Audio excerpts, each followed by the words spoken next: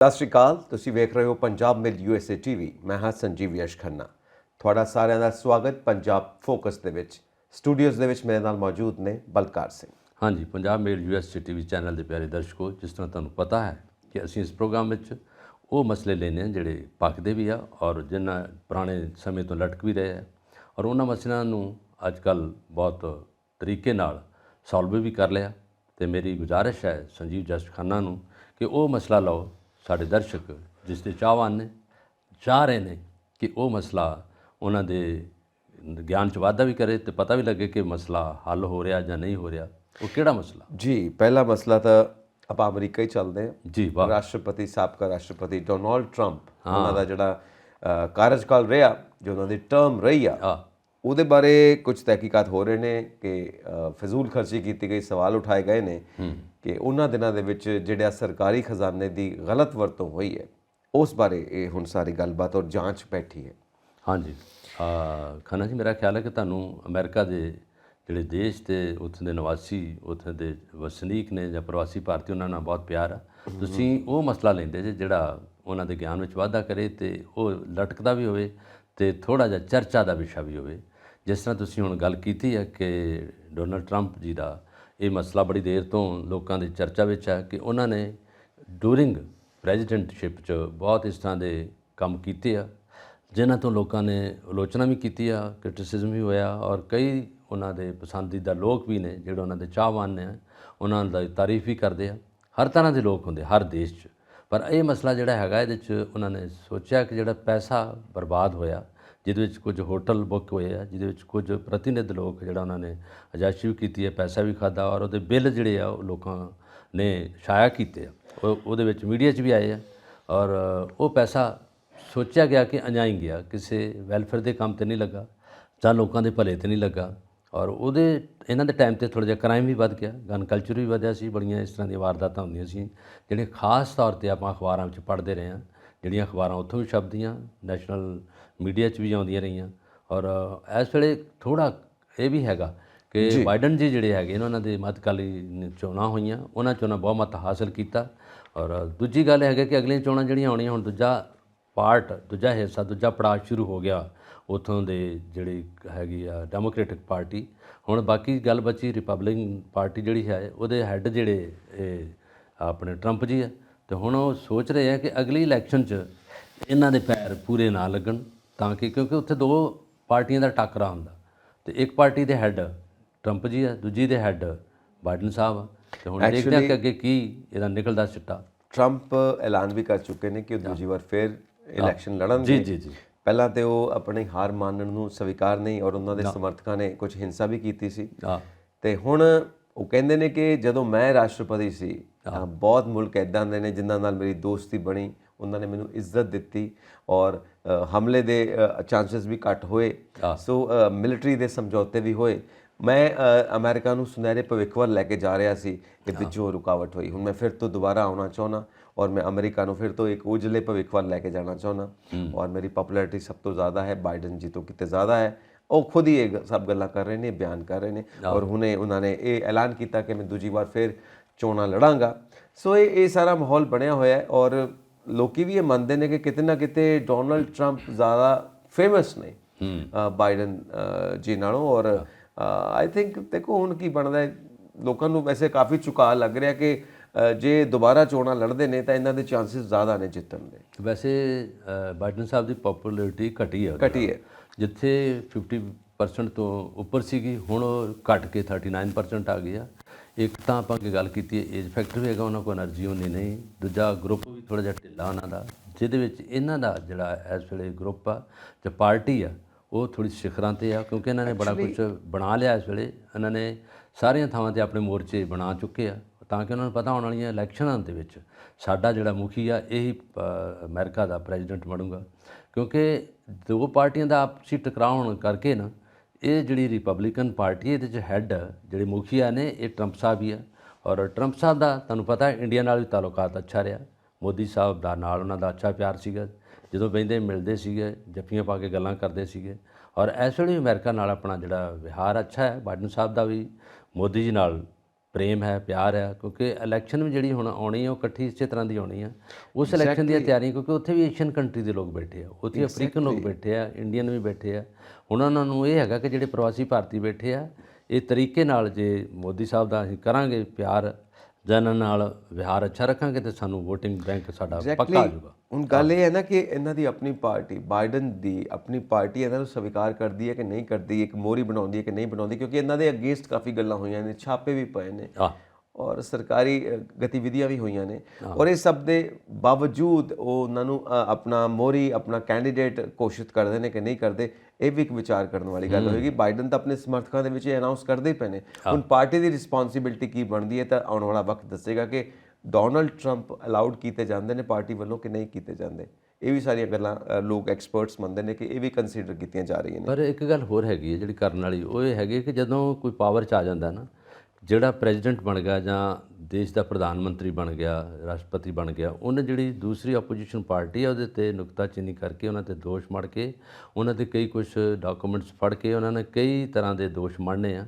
ਔਰ ਜਿਸ ਤਰ੍ਹਾਂ ਪਾਕਿਸਤਾਨ 'ਚ ਹੋਇਆ, ਇਮਰਾਨ ਖਾਨ ਦੇ ਗੋਲੀ ਮਾਰੀ ਉਹਨਾਂ ਨੇ, ਉਸ ਤੋਂ ਬਾਅਦ ਉਹਨਾਂ ਦੇ ਵਿਰੁੱਧ ਉਹਨਾਂ ਦੀ ਜਿਹੜੀ ਪਾਰਟੀ ਆ ਉਹਨੂੰ ਨੀਵਾਂ ਦਿਖਾਉਣ ਦੀਆਂ ਬੜੀਆਂ ਚਾਲਾਂ ਚੱਲੀਆਂ। ਨਵਾਜ਼ ਸ਼ਰੀਫ ਜੀ ਇੰਗਲੈਂਡ ਤੋਂ ਵਾਪਸ ਆ ਰਹੇ, ਉਹਨਾਂ 'ਤੇ ਵੀ ਕੇਸ ਸੀਗਾ ਔਰ ਉਹ ਆਪ ਖੁਦ ਰਹੇ ਉੱਥੋਂ ਦੇ ਪ੍ਰਧਾਨ ਮੰਤਰੀ। ਉਹ ਤੋਂ ਬਾਅਦ ਫਿਰ ਦੂਜੀ ਪਾਸੇ ਜਿਹੜੇ ਬਾਕੀ ਰਹੇ ਨੇ ਦੇਸ਼ਾਂ ਦੇ ਪ੍ਰਧਾਨ ਮੰਤਰੀ, ਉਹਨਾਂ ਨਾਲ ਵੀ ਹੋਇਆ। ਇੰਡੀਆ 'ਚ ਵੀ ਇਹੀ ਹੋ ਰਿਹਾ। ਇੰਡੀਆ 'ਚ ਵੀ ਜਿਹੜੇ ਹੁਣ ਰਾਹੁਲ ਗਾਂਧੀ ਆ, ਸੋਨੀਆ ਗਾਂਧੀ ਆ, ਉਹਨਾਂ 'ਤੇ ਈਡੀ ਦੇ ਛਾਪੇ ਮਾਰੇ, ਉਹਨਾਂ 'ਤੇ ਬੜਾ ਕੁਛ ਹੋਇਆ।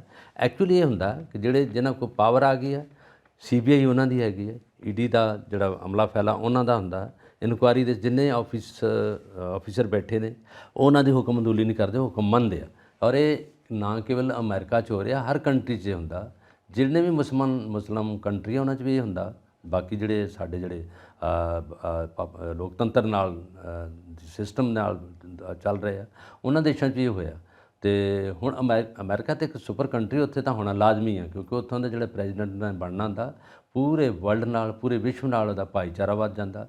ਔਰ ਜਿੱਥੇ ਲੜਾਈ ਹੋ ਗਈ ਉੱਥੇ ਉਹਦਾ ਵੈਪਨ ਵਿਕਣੇ ਆ, ਉੱਥੇ ਉਹਦੀ ਨੀਤੀ ਚੱਲਣੀ ਹੈ, ਉੱਥੇ ਸਾਰਾ ਕੁਝ ਹੁੰਦਾ। ਅਫਗਾਨਿਸਤਾਨ ਤੋਂ ਲੈ ਕੇ ਜਿਹੜਾ ਚਾਈਨਾ ਤੱਕ ਇਹਨਾਂ ਦਾ ਸਾਰਾ ਸਿੱਕਾ ਚੱਲਦਾ ਰਿਹਾ ਸਾਰੇ ਪਾਸੇ। ਜੀ ਚਲੋ, ਆਪਾਂ ਇਹ ਉਮੀਦ ਕਰਾਂਗੇ ਕਿ ਸਭ ਕੁਝ ਵਧੀਆ ਹੋਵੇ, ਕਿਉਂਕਿ ਅਸੀਂ ਤਾਂ ਹਮੇਸ਼ਾ ਭਲਾਈ ਚਾਹੁੰਦੇ ਆ।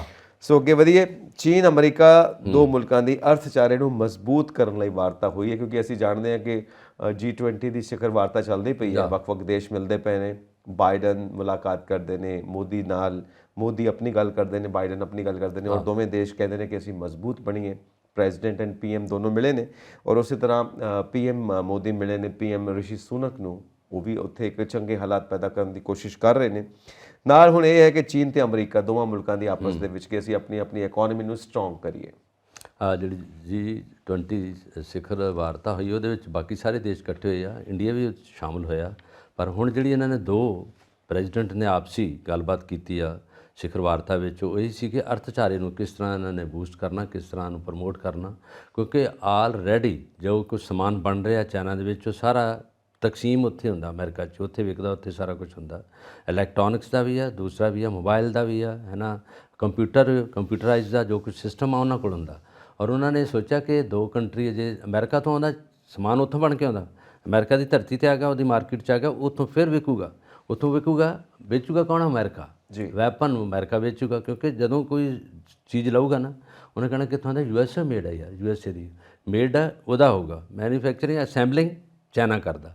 ਔਰ ਇਹਨਾਂ ਨੇ ਇਸੇ ਤਰੀਕੇ ਨਾਲ ਕਿਹਾ ਕਿ ਜੇ ਅਸੀਂ ਦੋਨੇ ਦੇਸ਼ ਬਣਾਂਗੇ, ਅਰਥਚਾਰਾ ਸਾਡਾ ਬਹੁਤ ਉੱਪਰ ਜਾਊਗਾ। ਅਸੀਂ ਜਿਹੜੀ ਡਿਵੈਲਪਿੰਗ ਕੰਟਰੀ ਆ ਉਹਨਾਂ 'ਤੇ ਅਸੀਂ ਆਪਣਾ ਛਾਪਾ ਰੱਖਾਂਗੇ, ਉਹਨਾਂ 'ਤੇ ਅਸੀਂ ਪੈਸਾ ਉਹਨਾਂ ਕੋਲ ਬਟੋਰਾਂਗੇ। ਅਤੇ ਇਸ ਮਾਮਲੇ ਨੂੰ ਇਹਨਾਂ ਨੇ ਇਕੱਠਾ ਕੀਤਾ ਕਿ ਜੇ ਅਸੀਂ ਦੋਨੇ ਕੰਟਰੀ ਆਪਸੀ ਨੀਤੀ ਨਾਲ ਚੱਲੀਏ ਤਾਂ ਵਧੀਆ ਹੋਜੂਗਾ। ਜਦੋਂ ਕਰੋਨਾ ਦਾ ਰੌਲਾ ਪਿਆ, ਚਾਈਨਾ ਤੋਂ ਉੱਠਿਆ ਮਸਲਾ ਸੀਗਾ, ਅਮਰੀਕਾ ਨੇ ਉਹਦੀ ਬੜਾ ਵਿਰੋਧਤਾ ਕੀਤੀ, ਪਰ ਉਹਦੋਂ ਬਾਅਦ ਦੇਖ ਲਓ ਜਿਹੜਾ ਉਹ ਰੌਲਾ ਸੀਗਾ ਉਹ ਬਿਲਕੁਲ ਬੰਦ ਹੋ ਗਿਆ। ਫਿਰ ਇਹਨਾਂ ਦਾ ਭਾਈਚਾਰਾ ਵਧਿਆ, ਕਿਉਂਕਿ ਇਸ ਕਰਕੇ ਹੈਗਾ ਕਿ ਜੋ ਸਮਾਨ ਬਣਦਾ, ਈਵਨ ਜਿਹੜੀਆਂ ਚਿਪ ਬਣਦੀਆਂ ਇਹਦੀਆਂ ਮੋਬਾਈਲ ਦਾ ਸਾਰਾ ਕੁਝ ਸਮਾਨ ਹੈਗਾ ਅਮਰੀਕਾ ਨੂੰ ਜਾਂਦਾ, ਅਮਰੀਕਾ ਤੋਂ ਬਾਅਦ ਫਿਰ ਲੋਕਾਂ ਦਾ ਡਿਸਟਰੀਬਿਊਟ ਹੁੰਦਾ। ਇਸੇ ਤਰ੍ਹਾਂ ਹੀ ਇਹ ਕੰਟਰੀ ਜਿਹੜੀ ਹੈ ਡਿਵੈਲਪ ਕੰਟਰੀ, ਇਹ ਲੋਕਾਂ ਨੂੰ ਮੂਰਖ ਵੀ ਬਣਾਉਂਦੇ ਆ, ਸਾਰਾ ਕੁਝ ਕਰਦੇ ਆ ਤਾਂ ਕਿ ਲੋਕ ਜਿਹੜਾ ਪੈਸਾ ਇਕੱਠਾ ਕਰਕੇ ਸਾਡੇ ਵੱਲ ਭੇਜਣ, ਅਸੀਂ ਸੁਪਰ ਕੰਟਰੀ ਦੇ ਸੁਪਰ ਰਹੀਏ, ਸਾਰਾ ਕੁਝ ਰਵੇ। ਭਾਵੇਂ ਉੱਥੇ ਗਨ ਕਲਚਰ ਵੀ ਆ, ਕ੍ਰਾਈਮ ਵੀ ਬਹੁਤ ਜ਼ਿਆਦਾ ਹੈਗਾ, ਬੜਾ ਕੁਛ ਹੈਗਾ, ਪਰ ਉਹ ਦੇਸ਼ ਕਦੀ ਥੱਲੇ ਨਹੀਂ ਆਇਆ। ਡਾਲਰ ਹਮੇਸ਼ਾ ਉੱਪਰ ਜਾਂਦਾ। ਤੁਸੀਂ ਦੇਖੋ ਹਾਲਾਂਕਿ ਐਲਨ ਮਸਕ ਇਹ ਵੀ ਕਹਿ ਰਹੇ ਨੇ ਕਿ ਟੈਸਲਾ ਕਾਰ ਜਿਹੜੀ ਹੈ ਭਾਰਤ ਵਾਸਤੇ ਵੀ ਬਣਾਈ ਜਾਵੇਗੀ ਔਰ ਸਸਤੀ ਬਣਾਈ ਜਾਵੇਗੀ ਔਰ ਇਹਦੇ ਵਿੱਚ ਵੀ ਮਾਰਕੀਟ ਲੱਭਣ ਦੀ ਕੋਸ਼ਿਸ਼ ਕਰ ਰਹੇ ਨੇ ਔਰ ਇੰਪੋਰਟ ਡਿਊਟੀ ਘਟਾਈ ਜਾਵੇ ਔਰ ਭਾਰਤ ਸਰਕਾਰ ਨਾਲ ਗੱਲਬਾਤ ਚੱਲ ਰਹੀ ਆ। ਤੇ ਦੂਸਰੀ ਕਿਉਂਕਿ ਦੁਨੀਆ ਦੇ ਫਰਸਟ ਨੰਬਰ ਦੇ ਉੱਤੇ ਅਮੀਰ ਆਦਮੀ ਨੇ ਟਵਿੱਟਰ ਵੀ ਖਰੀਦਿਆ ਹੁਣੇ, ਸੋ ਉਹਨਾਂ ਦੀ ਜਿਹੜੀ ਕਾਰ ਹੈ ਟੈਸਲਾ, ਉਹਦੇ ਵਿੱਚ ਪ੍ਰੋਡਕਸ਼ਨ ਦੇ ਵਿੱਚ ਯੋਗਦਾਨ ਹੈ ਚੀਨ ਦਾ, ਠੀਕ ਹੈ ਨਾ, ਔਰ ਉਹ ਦੁਨੀਆ ਦੇ ਨੰਬਰ 1 ਅਮੀਰ ਆਦਮੀ ਨੇ। ਔਰ ਤਾਈਵਾਨ ਨੂੰ ਲੈ ਕੇ ਚੀਨ ਤੇ ਅਮਰੀਕਾ ਆਮੋ ਸਾਹਮਣੇ ਵੀ ਹੋਏ ਔਰ ਚੀਨ ਨੇ ਵੀ ਧਮਕੀਆਂ ਦਿੱਤੀਆਂ ਔਰ ਅਮਰੀਕਾ ਨੇ ਵੀ ਧਮਕੀਆਂ ਦਿੱਤੀਆਂ। ਹੁਣ ਫਿਰ ਇਕਨੋਮੀ ਨੂੰ ਸਟਰੋਂਗ ਕਰਨ ਦੀ ਇਕੱਠੇ ਮਿਲ ਕੇ ਗੱਲ ਕਰ ਰਹੇ ਨੇ।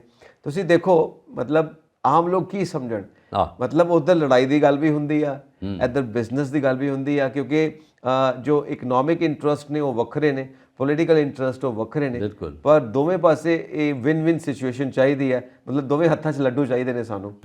ਤਾਂ ਦੇਖੋ ਔਰ ਇਸ ਤਰ੍ਹਾਂ ਦੀਆਂ ਸਿਚੁਏਸ਼ਨਸ ਬਣਦੀਆਂ ਨੇ ਔਰ ਆਮ ਲੋਕ ਬੈਠ ਕੇ ਦੇਖਦੇ ਨੇ, ਇਹ ਜੀ ਡਬਲ ਸਟੈਂਡਰਡ ਅਪਣਾਉਂਦੇ ਪਏ ਨੇ ਜੀ, ਇਹ ਦੋਗਲੀ ਨੀਤੀ ਹੈ ਜੀ, ਇਹ ਦੋਗਲਾਪਨ ਹੈ ਜੀ, ਉਹ ਇਦਾਂ ਦੀਆਂ ਗੱਲਾਂ ਕਰਦੇ ਨੇ। ਬਟ ਨੋ, ਇਹ ਦੋਗਲਾਪਨ ਨਹੀਂ, ਇਹਨੂੰ ਅਸੀਂ ਕਹਿੰਦੇ ਹਾਂ ਕਿ ਕੂਟਨੀਤੀ, ਡਿਪਲੋਮੈਟਿਕ ਰਿਲੇਸ਼ਨਸ।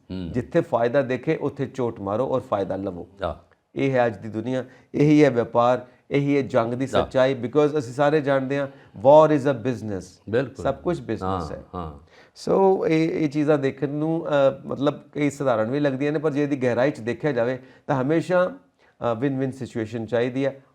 ਚੀਨ ਵੀ ਇਹੀ ਸੋਚਦਾ ਸੀ ਸਾਨੂੰ ਫਾਇਦਾ ਕਿੱਦਾਂ, ਅਮਰੀਕਾ ਵੀ ਇੱਦਾਂ ਸੋਚਦਾ ਕਿ ਸਾਨੂੰ ਫਾਇਦਾ ਕਿੱਦਾਂ। ਜਿੱਥੇ ਦੋਵਾਂ ਦਾ ਮਿਊਚੁਅਲ ਬੈਨੀਫਿਟ ਹੋਵੇ ਉੱਥੇ ਸ਼ੇਕ ਹੈਂਡ ਹੋ ਜਾਂਦੇ ਨੇ, ਪਾਲਿਸੀਆਂ ਉੱਦਾਂ ਦੀਆਂ ਬਣ ਜਾਂਦੀਆਂ ਨੇ। ਜ਼ਰੂਰ ਉਸੇ ਤਰ੍ਹਾਂ ਕੰਮ ਚੱਲਦਾ, ਉਸੇ ਤਰ੍ਹਾਂ ਹੀ ਕੰਮ ਚੱਲਦਾ। ਹੁਣ ਇੱਥੇ ਭਾਰਤ 'ਚ ਕੰਮ ਕਿੱਦਾਂ ਚੱਲਦਾ, ਹੁਣ ਭਾਰਤ 'ਚ ਆ ਜਾਈਏ ਵਾਪਸ। ਆ ਚੰਗੀ ਗੱਲ ਆ, ਇਹ ਵੀ ਆਪਣਾ ਦੇਸ਼ ਹੈ, ਆਪਣੇ ਦੇਸ਼ ਦੇ ਲੋਕ ਨੇ ਜਿਹੜੇ ਵੀ ਉਡੀਕ ਰਹੇ ਉਹਨਾਂ ਨਾਲ ਗੱਲ ਕਰਨੀ ਸਾਡੀ ਬਣਦੀ। ਹੁਣ ਇੱਥੇ ਦੇਖੋ ਵਿਨ ਸਿਚੁਏਸ਼ਨ, ਔਰ ਸਾਡੇ NRI ਵੀਰ ਸੁਣ ਕੇ ਹੈਰਾਨ ਹੋਣਗੇ ਕਿ 20 ਲੱਖ ਰੁਪਈਆ ਰਿਸ਼ਵਤ ਲਿੱਤੀ ਗਈ ਤਹਿਸੀਲਦਾਰ ਦੀ ਐਗਜ਼ਾਮ ਵਿੱਚ ਕਲੀਅਰ ਕਰਵਾਉਣ ਵਾਸਤੇ, ਤਹਿਸੀਲਦਾਰ ਬਣਨ ਵਾਸਤੇ, ਭਰਤੀ ਹੋਣ ਵਾਸਤੇ।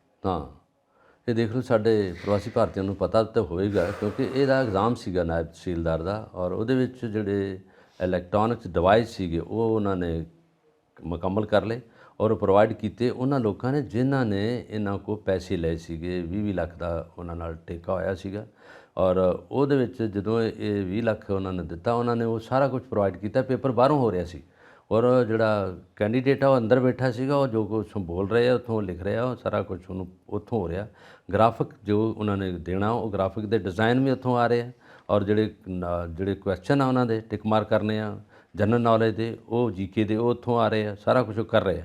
ਪਰ ਕੁਝ ਮੁੰਡਿਆਂ ਨੂੰ ਉਹਨਾਂ ਨੇ ਅੰਦਰੋਂ ਫੜਿਆ ਔਰ ਕੁਝ ਬੰਦੇ ਉੱਥੋਂ ਦੌੜੇ ਵੀ ਆ ਔਰ ਅੱਜ ਉਹਨਾਂ ਨੇ 5 ਬੰਦੇ ਗ੍ਰਿਫਤਾਰ ਕਰ ਲਏ ਆ ਜਿਨ੍ਹਾਂ ਨੇ ਇਹ ਸਾਰਾ ਸਿਸਟਮ ਬਣਾਇਆ ਸੀਗਾ ਔਰ ਉਹਦੇ ਵਿੱਚ 20 ਲੱਖ ਰੁਪਏ ਲਿਆ ਔਰ ਉਹਦੇ ਵਿੱਚੋਂ ਕਈ ਮੁੰਡੇ ਪਾਸ ਵੀ ਹੋਏ। ਪਾਸ ਹੋਣ ਦਾ ਮਤਲਬ ਕੋਈ ਉਹਨਾਂ ਨੇ ਪਹਿਲਾਂ ਵੀ ਪਾਸ ਕਰਵਾਏ ਆ, ਕਿਉਂਕਿ ਇਹ ਸਿਸਟਮ ਬੜੀ ਦੇਰ ਤੋਂ ਚੱਲ ਰਿਹਾ ਸੀਗਾ। ਹੁਣ ਜਿਹੜਾ ਵਿਜੀਲੈਂਸ ਜਾਂ ਹੁਣ ਜਿਹੜੀਆਂ ਏਜੰਸੀਆਂ ਉਹਨਾਂ ਦੇ ਨੌਲੇਜ 'ਚ ਆਇਆ, ਉਹਨਾਂ ਨੇ ਹੁਣ ਕਾਰਵਾਈ ਕੀਤੀ ਹੈ, ਫੜੇ ਵੀ ਗਏ ਲੋਕ ਔਰ ਉਹ ਬੰਦੇ ਦੇਖੋ ਬੈਠੇ 20 ਲੱਖ ਲੈ ਰਹੇ ਆ। ਵਿਚਾਰਨ ਦੀ ਗੱਲ ਇਹ ਹੈ ਕਿ ਜਿਹੜਾ ਬੰਦਾ 20 ਲੱਖ ਰੁਪਈਆ ਦੇ ਕੇ ਭਰਤੀ ਹੋਏਗਾ ਫਿਰ ਉਹ ਕਰਪਸ਼ਨ ਕਿਉਂ ਨਹੀਂ ਕਰੇਗਾ? ਕਰੂਗਾ। ਉਹਨੇ 20 ਲੱਖ ਪੂਰੇ ਕਿੱਥੋਂ ਕਰਨੇ ਨੇ? ਪਤਾ ਨਹੀਂ ਕਿੱਥੋਂ ਫੜ ਕੇ ਉਹਨੇ 20 ਲੱਖ ਰੁਪਏ ਪੂਰੇ ਕੀਤੇ, ਕੋਈ ਜ਼ਮੀਨ ਵੇਚੀ ਜਾਂ ਕਿਤੋਂ ਕੀ ਕੀਤਾ ਕੀ ਨਹੀਂ ਕੀਤਾ ਤਾਂ ਰੱਬ ਜਾਣੇ। ਫਿਰ ਉਸ ਤੋਂ ਬਾਅਦ ਉਹਨੇ 20 ਲੱਖ ਪੂਰੇ ਵੀ ਤਾਂ ਕਰਨੇ ਨੇ। ਪਰ ਉਹ ਗੱਲ ਤਾਂ ਹੈ ਨਾ, ਉਹ ਹੈਗਾ ਉਹ ਆਪ ਐਲੀजिबल ਨਹੀਂਗਾ, उसको नॉलेज है नहींगा, उसको जनरल नॉलेज भी है नहींगा, ਉਹ ਤਾਂ ਨਕਲ ਮਾਰ ਰਿਹਾ। ਤੇ ਫੜਿਆ ਨਕਲ ਤੇ ਕਰਕੇ ਗਏ ਆ ਬੰਦੇ, ਨਕਲ ਮਰਵਾ ਰਹੇ ਪਿੱਛੋਂ ਔਰ ਉਹ ਹੈਗਾ ਹੁਣ ਉਹ ਪੈਸਾ ਤਾਂ ਇਕੱਠਾ ਕਰੂਗਾ ਲੋਕਾਂ, ਕਿਉਂਕਿ ਉਹਨੇ ਪੈਸਾ ਦਿੱਤਾ ਲੋਕਾਂ ਨੂੰ। ਪਰ ਜਦੋਂ ਇੱਕ ਵਾਰੀ ਲੋਕਾਂ ਦਾ ਕੀ ਕਸੂਰ ਹੈ?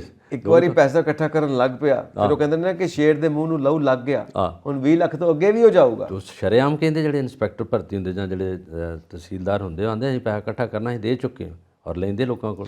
ਔਰ ਫਿਰ ਤਾਂ 20 ਲੱਖ ਤੋਂ ਡਬਲ ਹੀ ਲਏਗਾ, ਡਬਲ ਅੱਗੇ ਵੀ ਜਾ ਸਕਦਾ, ਕਿਉਂਕਿ ਫਿਰ ਅੱਗੇ ਹਿੱਸੇ ਤੈਅ ਹੋ ਜਾਣਗੇ, ਉਹ ਲੌਬੀ ਦਾ ਹਿੱਸਾ ਬਣੇਗਾ। ਜਿਹੜੇ ਉੱਪਰ ਤੱਕ ਪੈਸੇ ਪਹੁੰਚਾਉਂਦੇ ਨੇ, ਜਿਹੜੇ ਵੀ ਆਕਾ ਬੈਠੇ ਨੇ, ਉਹਨਾਂ ਦੇ ਕਿੰਗ ਪਿੰਸ ਬੈਠੇ ਨੇ, ਉਹ ਸਭ ਹਿੱਸੇ ਤੈਅ ਹੁੰਦੇ ਨੇ। ਫਿਰ ਉਸ ਗਰੁੱਪ ਦਾ ਹਿੱਸਾ ਬਣੇਗਾ। ਫਿਰ ਇਹ ਕੰਮ ਸ਼ੁਰੂ ਹੋ ਗਿਆ ਔਰ ਰਿਟਾਇਰਮੈਂਟ ਤੱਕ ਇਹੀ ਕੰਮ ਚੱਲੂਗਾ। ਫੜੇ ਗਏ ਤਾਂ ਫੜੇ ਗਏ, ਨਹੀਂ ਫੜੇ ਗਏ ਤਾਂ ਨਿਕਲ ਗਏ। ਔਰ ਜੇ ਫੜੇ ਗਏ ਤਾਂ ਫਿਰ ਉੱਥੇ ਜੁਗਾੜ ਫਿੱਟ ਕਰਨਗੇ। ਜੇ ਪੈਸੇ ਇਕੱਠਾ ਕਰ ਰਹੇ ਆ ਤੇ ਨਹੀਂ ਫੜੇ ਜਾਂਦੇ ਤੇ ਸਾਧ ਆ, ਜਿੱਦਣ ਫੜੇਗਾ ਉਦਣ ਚੋਰ ਆ ਬਸ। ਔਰ ਚੋਰ ਬਣ ਕੇ ਵੀ ਉੱਥੇ ਵੀ ਫਿਰ ਜੁਗਾੜ ਫਿੱਟ ਕਰਦੇ ਨੇ ਨਾ, ਵੀ ਕਿੱਥੋਂ ਪੈਸੇ ਦੇ ਕੇ ਨਿਕਲ ਜਾਈਏ, ਔਰ ਉਹਦੇ 'ਚ ਵੀ ਕਾਮਯਾਬ ਹੋਣ ਦੇ ਚਾਂਸਸ ਹੁੰਦੇ ਨੇ। ਜਿਹੜਾ ਕਰਪਸ਼ਨ ਕਰਦਾ ਉਹਨੇ ਥੋੜੇ ਪੈਸੇ, ਜਿੱਦਾਂ 100 ਰੁਪਈਆ ਲਿਆ, 100 'ਚ 25 ਰੁਪਏ ਨੇ ਦੂਜੀ ਸਾਈਡ 'ਤੇ ਰੱਖ ਲੈਣੇ ਆ। ਉਹਨਾਂ ਨੂੰ ਪੁੱਛਿਆ ਕਿ ਇਹ 25 ਰੁਪਏ ਕਾਹਦੇ ਲਈ ਰੱਖਣਾ, ਤਾਂ ਉਹਦੇ ਲਈ ਜਿੱਦਣ ਫੜੇਗੇ ਇਹ ਪੈਸਾ ਜਿਹੜਾ ਇਕੱਠਾ ਹੋ ਗਿਆ ਉਹਨਾਂ ਦੇ ਮੂੰਹ 'ਚ ਪਾ ਦੇਣਾ, ਉਹਨਾਂ ਦੀ ਜੇਬ 'ਚ ਪਾ ਦੇਣਾ, ਬਾਕੀ ਪੈਸਾ ਸਾਡਾ ਵਾ ਬਸ। ਉਹ ਆ ਇਹ ਪਹਿਲੋਂ ਇਹਨਾਂ ਨੇ ਆਪਣਾ ਮੈਥਡ ਬਣਾਇਆ ਹੁੰਦਾ। ਤੇ ਹੁਣ CM ਭਗਵੰਤ ਮਾਨ ਰੰਗਲਾ ਪੰਜਾਬ ਬਣਾ ਰਹੇ ਨੇ। ਇਹ ਰੰਗਲੇ ਪੰਜਾਬ ਦੀਆਂ ਲੀਹਾਂ ਤੇ ਦੱਸੋ ਕੀ ਹੁੰਦਾ ਪਿਆ। ਉਹ ਨੰਬਰ ਦਾ ਕੀ ਬਣਿਆ ਜਿਹੜਾ ਉਹ ਸੀਗਾ ਕਿ ਸਾਨੂੰ ਵੀਡੀਓ ਭੇਜੋ, ਹੈਲਪਲਾਈਨ ਨੰਬਰ ਜਿਹੜਾ ਕਰਪਸ਼ਨ ਰੋਕਣ ਵਾਲਾ, ਕਿਉਂਕਿ ਥਾਂ ਦੇ ਉੱਤੇ ਲੱਖਾਂ ਕਰੋੜਾਂ ਦੇ ਤਾਂ ਇਹਨਾਂ ਨੇ ਇਸ਼ਤਿਹਾਰ ਦੇ ਦਿੱਤੇ ਨੇ ਕਿ ਅਸੀਂ ਸਟੇਟ ਨੂੰ ਕਰਪਸ਼ਨ ਫ੍ਰੀ ਕਰ ਦਿੱਤਾ, ਇੱਕ ਨੰਬਰ ਜਾਰੀ ਕਰਕੇ ਕਰਪਸ਼ਨ ਫ੍ਰੀ ਕਰ ਦਿੱਤਾ। ਔਰ ਚਲੋ ਉਹਨਾਂ ਦਾ ਕਹਿਣਾ ਹੈਗਾ, ਬਾਕੀ ਤੋਂ ਕਹਿਣਾ ਹੈਗਾ, ਪਰ ਲੋਕਾਂ ਨੂੰ ਜਿਹੜਾ ਸਮਝਾਉਣਾ ਉਹ ਤਾਂ ਔਖੀ ਗੱਲ ਹੈ ਨਾ। ਲੋਕ ਤੁਸੀਂ ਦੇਖੋ ਤਾਂ ਸਹੀ ਚੱਲਦਾ ਕੀ ਪਿਆ, ਇਸ ਕਰਕੇ ਨਹੀਂ ਸਮਝਣਗੇ। ਲੋਕਾਂ ਦੇ ਤੇ ਉਹ ਖੂਨ 'ਚ ਰਚ ਗਈ ਹੈ ਜਿਹੜੀ ਕਰਪਸ਼ਨ ਆ ਨਾ, ਜੇ ਰਿਸ਼ਵਤਬਾਜ਼ੀ ਹੈ ਜਿਹੜੀ, ਤਾਂ ਉਹਨਾਂ ਦੇ ਕਾਨੂੰਨ ਦੇ ਵਿੱਚ ਹੀ ਆ ਗਈ।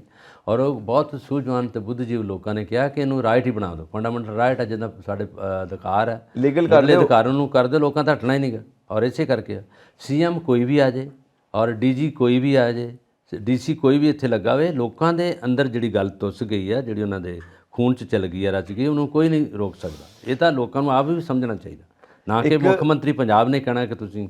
ਉਹਨੇ ਇੱਕ ਵਾਰੀ ਇਹ ਕੋਸ਼ਿਸ਼ ਕਰਤੀ, ਕੋਸ਼ਿਸ਼ ਕਰਨ ਤੋਂ ਬਾਅਦ ਜੇ ਲੋਕਾਂ 'ਚ ਥੋੜ੍ਹਾ ਜਿਹਾ ਮਨਮੁਟਾਵ ਹੋਊਗਾ, ਲੋਕ ਸਮਝ ਜਾਣਗੇ ਤਾਂ ਠੀਕ ਹੈ।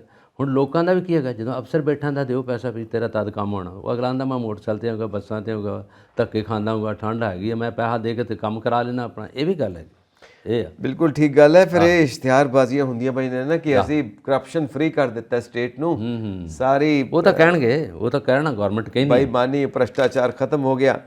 ਲਿਵਿੰਗ ਐਗਜ਼ਾਮਪਲ, ਜਿਉਂਦਾ ਜਾਗਦਾ ਸਬੂਤ ਹੈ। ਹੁਣ ਦੱਸੋ ਕਿਹੜਾ ਭ੍ਰਸ਼ਟਾਚਾਰ ਦੂਰ ਹੋਇਆ। ਅਸੀਂ ਜਾਣਦੇ ਹਾਂ ਕਿ ਇੱਕ ਮਸ਼ੀਨ ਹੈ ਨਾ, ਮਸ਼ੀਨ ਦੇ ਅੰਦਰ ਲੁਬਰੀਕੈਂਟ ਚਾਹੀਦਾ ਹੈ, ਗਰੀਸ ਚਾਹੀਦੀ ਹੈ, ਤਾਂ ਉਹ ਕੰਮ ਕਰਦੀ ਹੈ। ਇਹ ਕਰਪਸ਼ਨ ਜਿਹੜੀ ਹੈ ਨਾ, ਗਰੀਸ ਹੈ, ਇਹ ਗਰੀਸ ਦਾ ਕੰਮ ਕਰ ਰਹੀ ਹੈ, ਔਰ ਤਾਂ ਹੀ ਸਾਰਾ ਸਿਸਟਮ ਵਰਕ ਕਰਦਾ ਹੈ।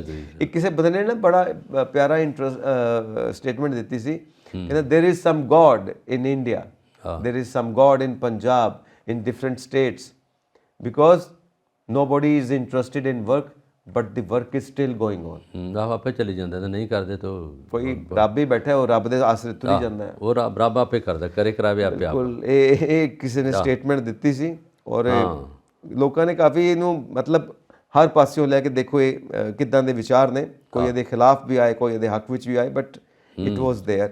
ਸੋ ਆਪਾਂ ਅੱਗੇ ਵਧਦੇ ਹਾਂ ਜੀ। ਗਨ ਵਾਇਲੈਂਸ ਵਿੱਚ ਪੰਜਾਬ 15ਵੇਂ ਸਥਾਨ ਤੇ, ਹਰਿਆਣਾ 6ਵੇਂ ਤੇ ਰਾਜਸਥਾਨ ਇਸ ਤੋਂ ਵੀ ਅੱਗੇ। ਇਹ NCRB ਦੀ ਰਿਪੋਰਟ ਆ ਗਈ ਹੈ। ਹਾਂ, ਇਹ ਹੁਣੇ ਲੇਟੈਸਟ ਜਿਹੜੀ ਹੈ ਕ੍ਰਾਈਮ, ਨੈਸ਼ਨਲ ਕ੍ਰਾਈਮ ਰਿਪੋਰਟ ਹੈ, ਉਹਦੇ ਵਿੱਚ ਇਹ ਲਿਆ ਇਹਨਾਂ ਨੇ ਕਿ ਜਿਹੜਾ ਪੰਜਾਬ ਆ ਇਹਦਾ ਨੰਬਰ 6ਵਾਂ ਆਉਂਦਾ ਹੈ, ਔਰ ਸਭ ਤੋਂ ਅੱਗੇ ਹਰਿਆਣਾ, ਉਸ ਤੋਂ ਬਾਅਦ ਫਿਰ ਆ ਗਿਆ ਰਾਜਸਥਾਨ, ਉਦੋਂ ਅੱਗੇ ਫਿਰ UP, ਬਿਹਾਰ, ਕਰਨਾਟਕ, ਮੱਧ ਪ੍ਰਦੇਸ਼ ਉਹ ਹੈਗੇ ਆ। ਪਰ ਇਹ ਵੇਖਣ 'ਚ ਆਇਆ ਕਿ ਸਭ ਤੋਂ ਜ਼ਿਆਦਾ ਰੌਲਾ ਪੰਜਾਬ 'ਚ ਪਿਆ, ਔਰ ਕਿੰਨਾ ਪਾਇਆ ਵਿਰੋਧੀ ਪਾਰਟੀਆਂ ਨੇ। ਔਰ ਉਹਦੇ ਵਿੱਚ ਇਹਨਾਂ ਨੇ ਕਿਹਾ ਕਿ ਹਰਿਆਣੇ 'ਚ ਤਾਂ ਰੋਜ਼ ਹੀ ਇੱਕ, ਰਾਜਸਥਾਨ 'ਚ ਰੋਜ਼ ਇੱਕ ਬੰਦਾ ਮਰ ਜਾਂਦਾ। ਇਹਦੇ ਵਿੱਚ ਜਿਹੜਾ ਵੀਕਲੀ ਜਾਂ ਮੰਥਲੀ ਜਿਹਨਾਂ ਨੇ ਵੇਖਿਆ, ਔਰ ਉਹਦੇ ਕਰਕੇ ਇਹਨਾਂ ਨੇ ਇੱਕਦਮ ਗਨ ਕਲਚਰ 'ਤੇ ਕੰਟਰੋਲ ਕਰ ਲਈ। ਉਹਨਾਂ ਨੇ ਤਲਾਸ਼ੀ ਲਈ, ਲੋਕਾਂ ਦੇ ਲਾਇਸੈਂਸ ਵਗੈਰਾ ਦੁਬਾਰਾ ਰਿਵਿਊ ਕੀਤੇ ਆ, ਔਰ ਉਹਨੂੰ ਵੇਖਣ ਤੋਂ ਬਾਅਦ ਪਤਾ ਲੱਗਾ ਕਈਆਂ ਨੇ ਤਾਂ ਹੌਬੀ ਸੇਕ ਰੱਖੇ ਸੀ, ਕਈਆਂ ਨੇ ਪ੍ਰੋਟੈਕਸ਼ਨ ਲਈ ਰੱਖੇ ਸੀ, ਕਈਆਂ ਨੇ ਕਈ ਪਰਪਸ ਦੇ ਕਰ ਰੱਖੇ। ਉਹਦੀ ਇਨਕੁਆਇਰੀ ਹੋ ਰਹੀ ਹੈ। ਪਰ ਜਿਹੜੀ ਨੈਸ਼ਨਲ ਰਿਪੋਰਟ ਹੈਗੀ ਉਹਦੇ ਵਿੱਚ ਪੰਜਾਬ ਦਾ ਨਾਂ ਉੱਥੇ ਨਹੀਂ ਆਇਆ ਜਿੱਥੇ ਲੋਕਾਂ ਦਾ ਰੌਲਾ ਜ਼ਿਆਦਾ ਹੈਗਾ। ਔਰ ਉਹ ਐਵੇਂ ਸੱਚੀ ਮੁੱਚੀ ਜਾਂ ਝੂਠ ਝਾਟ ਨਾਲ ਮਾਰ ਕੇ ਇਹਨੂੰ ਬਦਨਾਮ ਕੀਤਾ ਗਿਆ। ਦੇਖੋ ਕਤਲ ਅੱਗੇ ਵੀ ਹੁੰਦੇ ਸੀ, ਉਹ ਜ਼ਮੀਨਾਂ 'ਚ ਹੁੰਦੇ ਆ, ਪੁਰਾਣੀਆਂ ਵਿਰੋਧਤਾ ਹੈਗੀਆਂ, ਉਹ ਹੈਗੀਆਂ। ਪਰ ਉਹਨਾਂ ਨੇ ਕਿਹਾ ਕਿ ਜਿੱਥੇ ਇੱਕ ਪੂਰੇ ਪੰਜਾਬ 'ਚ ਇੰਨਾ ਤਸ਼ੱਦਦ ਜਾਂ ਇੰਨਾ ਕ੍ਰਾਈਮ ਨਹੀਂ ਹੁੰਦਾ ਜਿੰਨਾ ਇੰਦੌਰ ਵਗੈਰਾ, ਲਖਨਊ, ਉੜੀਸਾ, ਮਦਰਾਸ, ਉਹਨਾਂ ਇਲਾਕਿਆਂ 'ਚ, ਸ਼ਹਿਰਾਂ 'ਤੇ ਇੱਕ ਸਿਟੀ 'ਚ ਹੋ ਜਾਂਦਾ, ਇੱਕ ਜ਼ਿਲ੍ਹੇ 'ਚ ਹੋ ਜਾਂਦਾ। ਔਰ ਉਹ ਹੁਣ ਕ੍ਰਾਈਮ ਰਿਪੋਰਟ ਜਿਹੜੀ ਹੈਗੀ ਉਹਦੇ 'ਚ ਪਤਾ ਲੱਗ ਗਿਆ ਕਿ ਪੰਜਾਬ ਜਿੱਥੇ ਕਿ ਹੈਗਾ ਇਹਨੂੰ ਹੀ ਥੱਲੇ ਵੈਸੇ ਹੋ ਜਾਏ ਤਾਂ ਜ਼ਿਆਦਾ ਬੈਟਰ ਹੋ ਜਾਊਗਾ, ਤਾਂ ਕਿ ਲੋਕ ਸ਼ਾਂਤੀ ਨਾਲ ਰਹਿਣ, ਪਿਆਰ ਨਾਲ।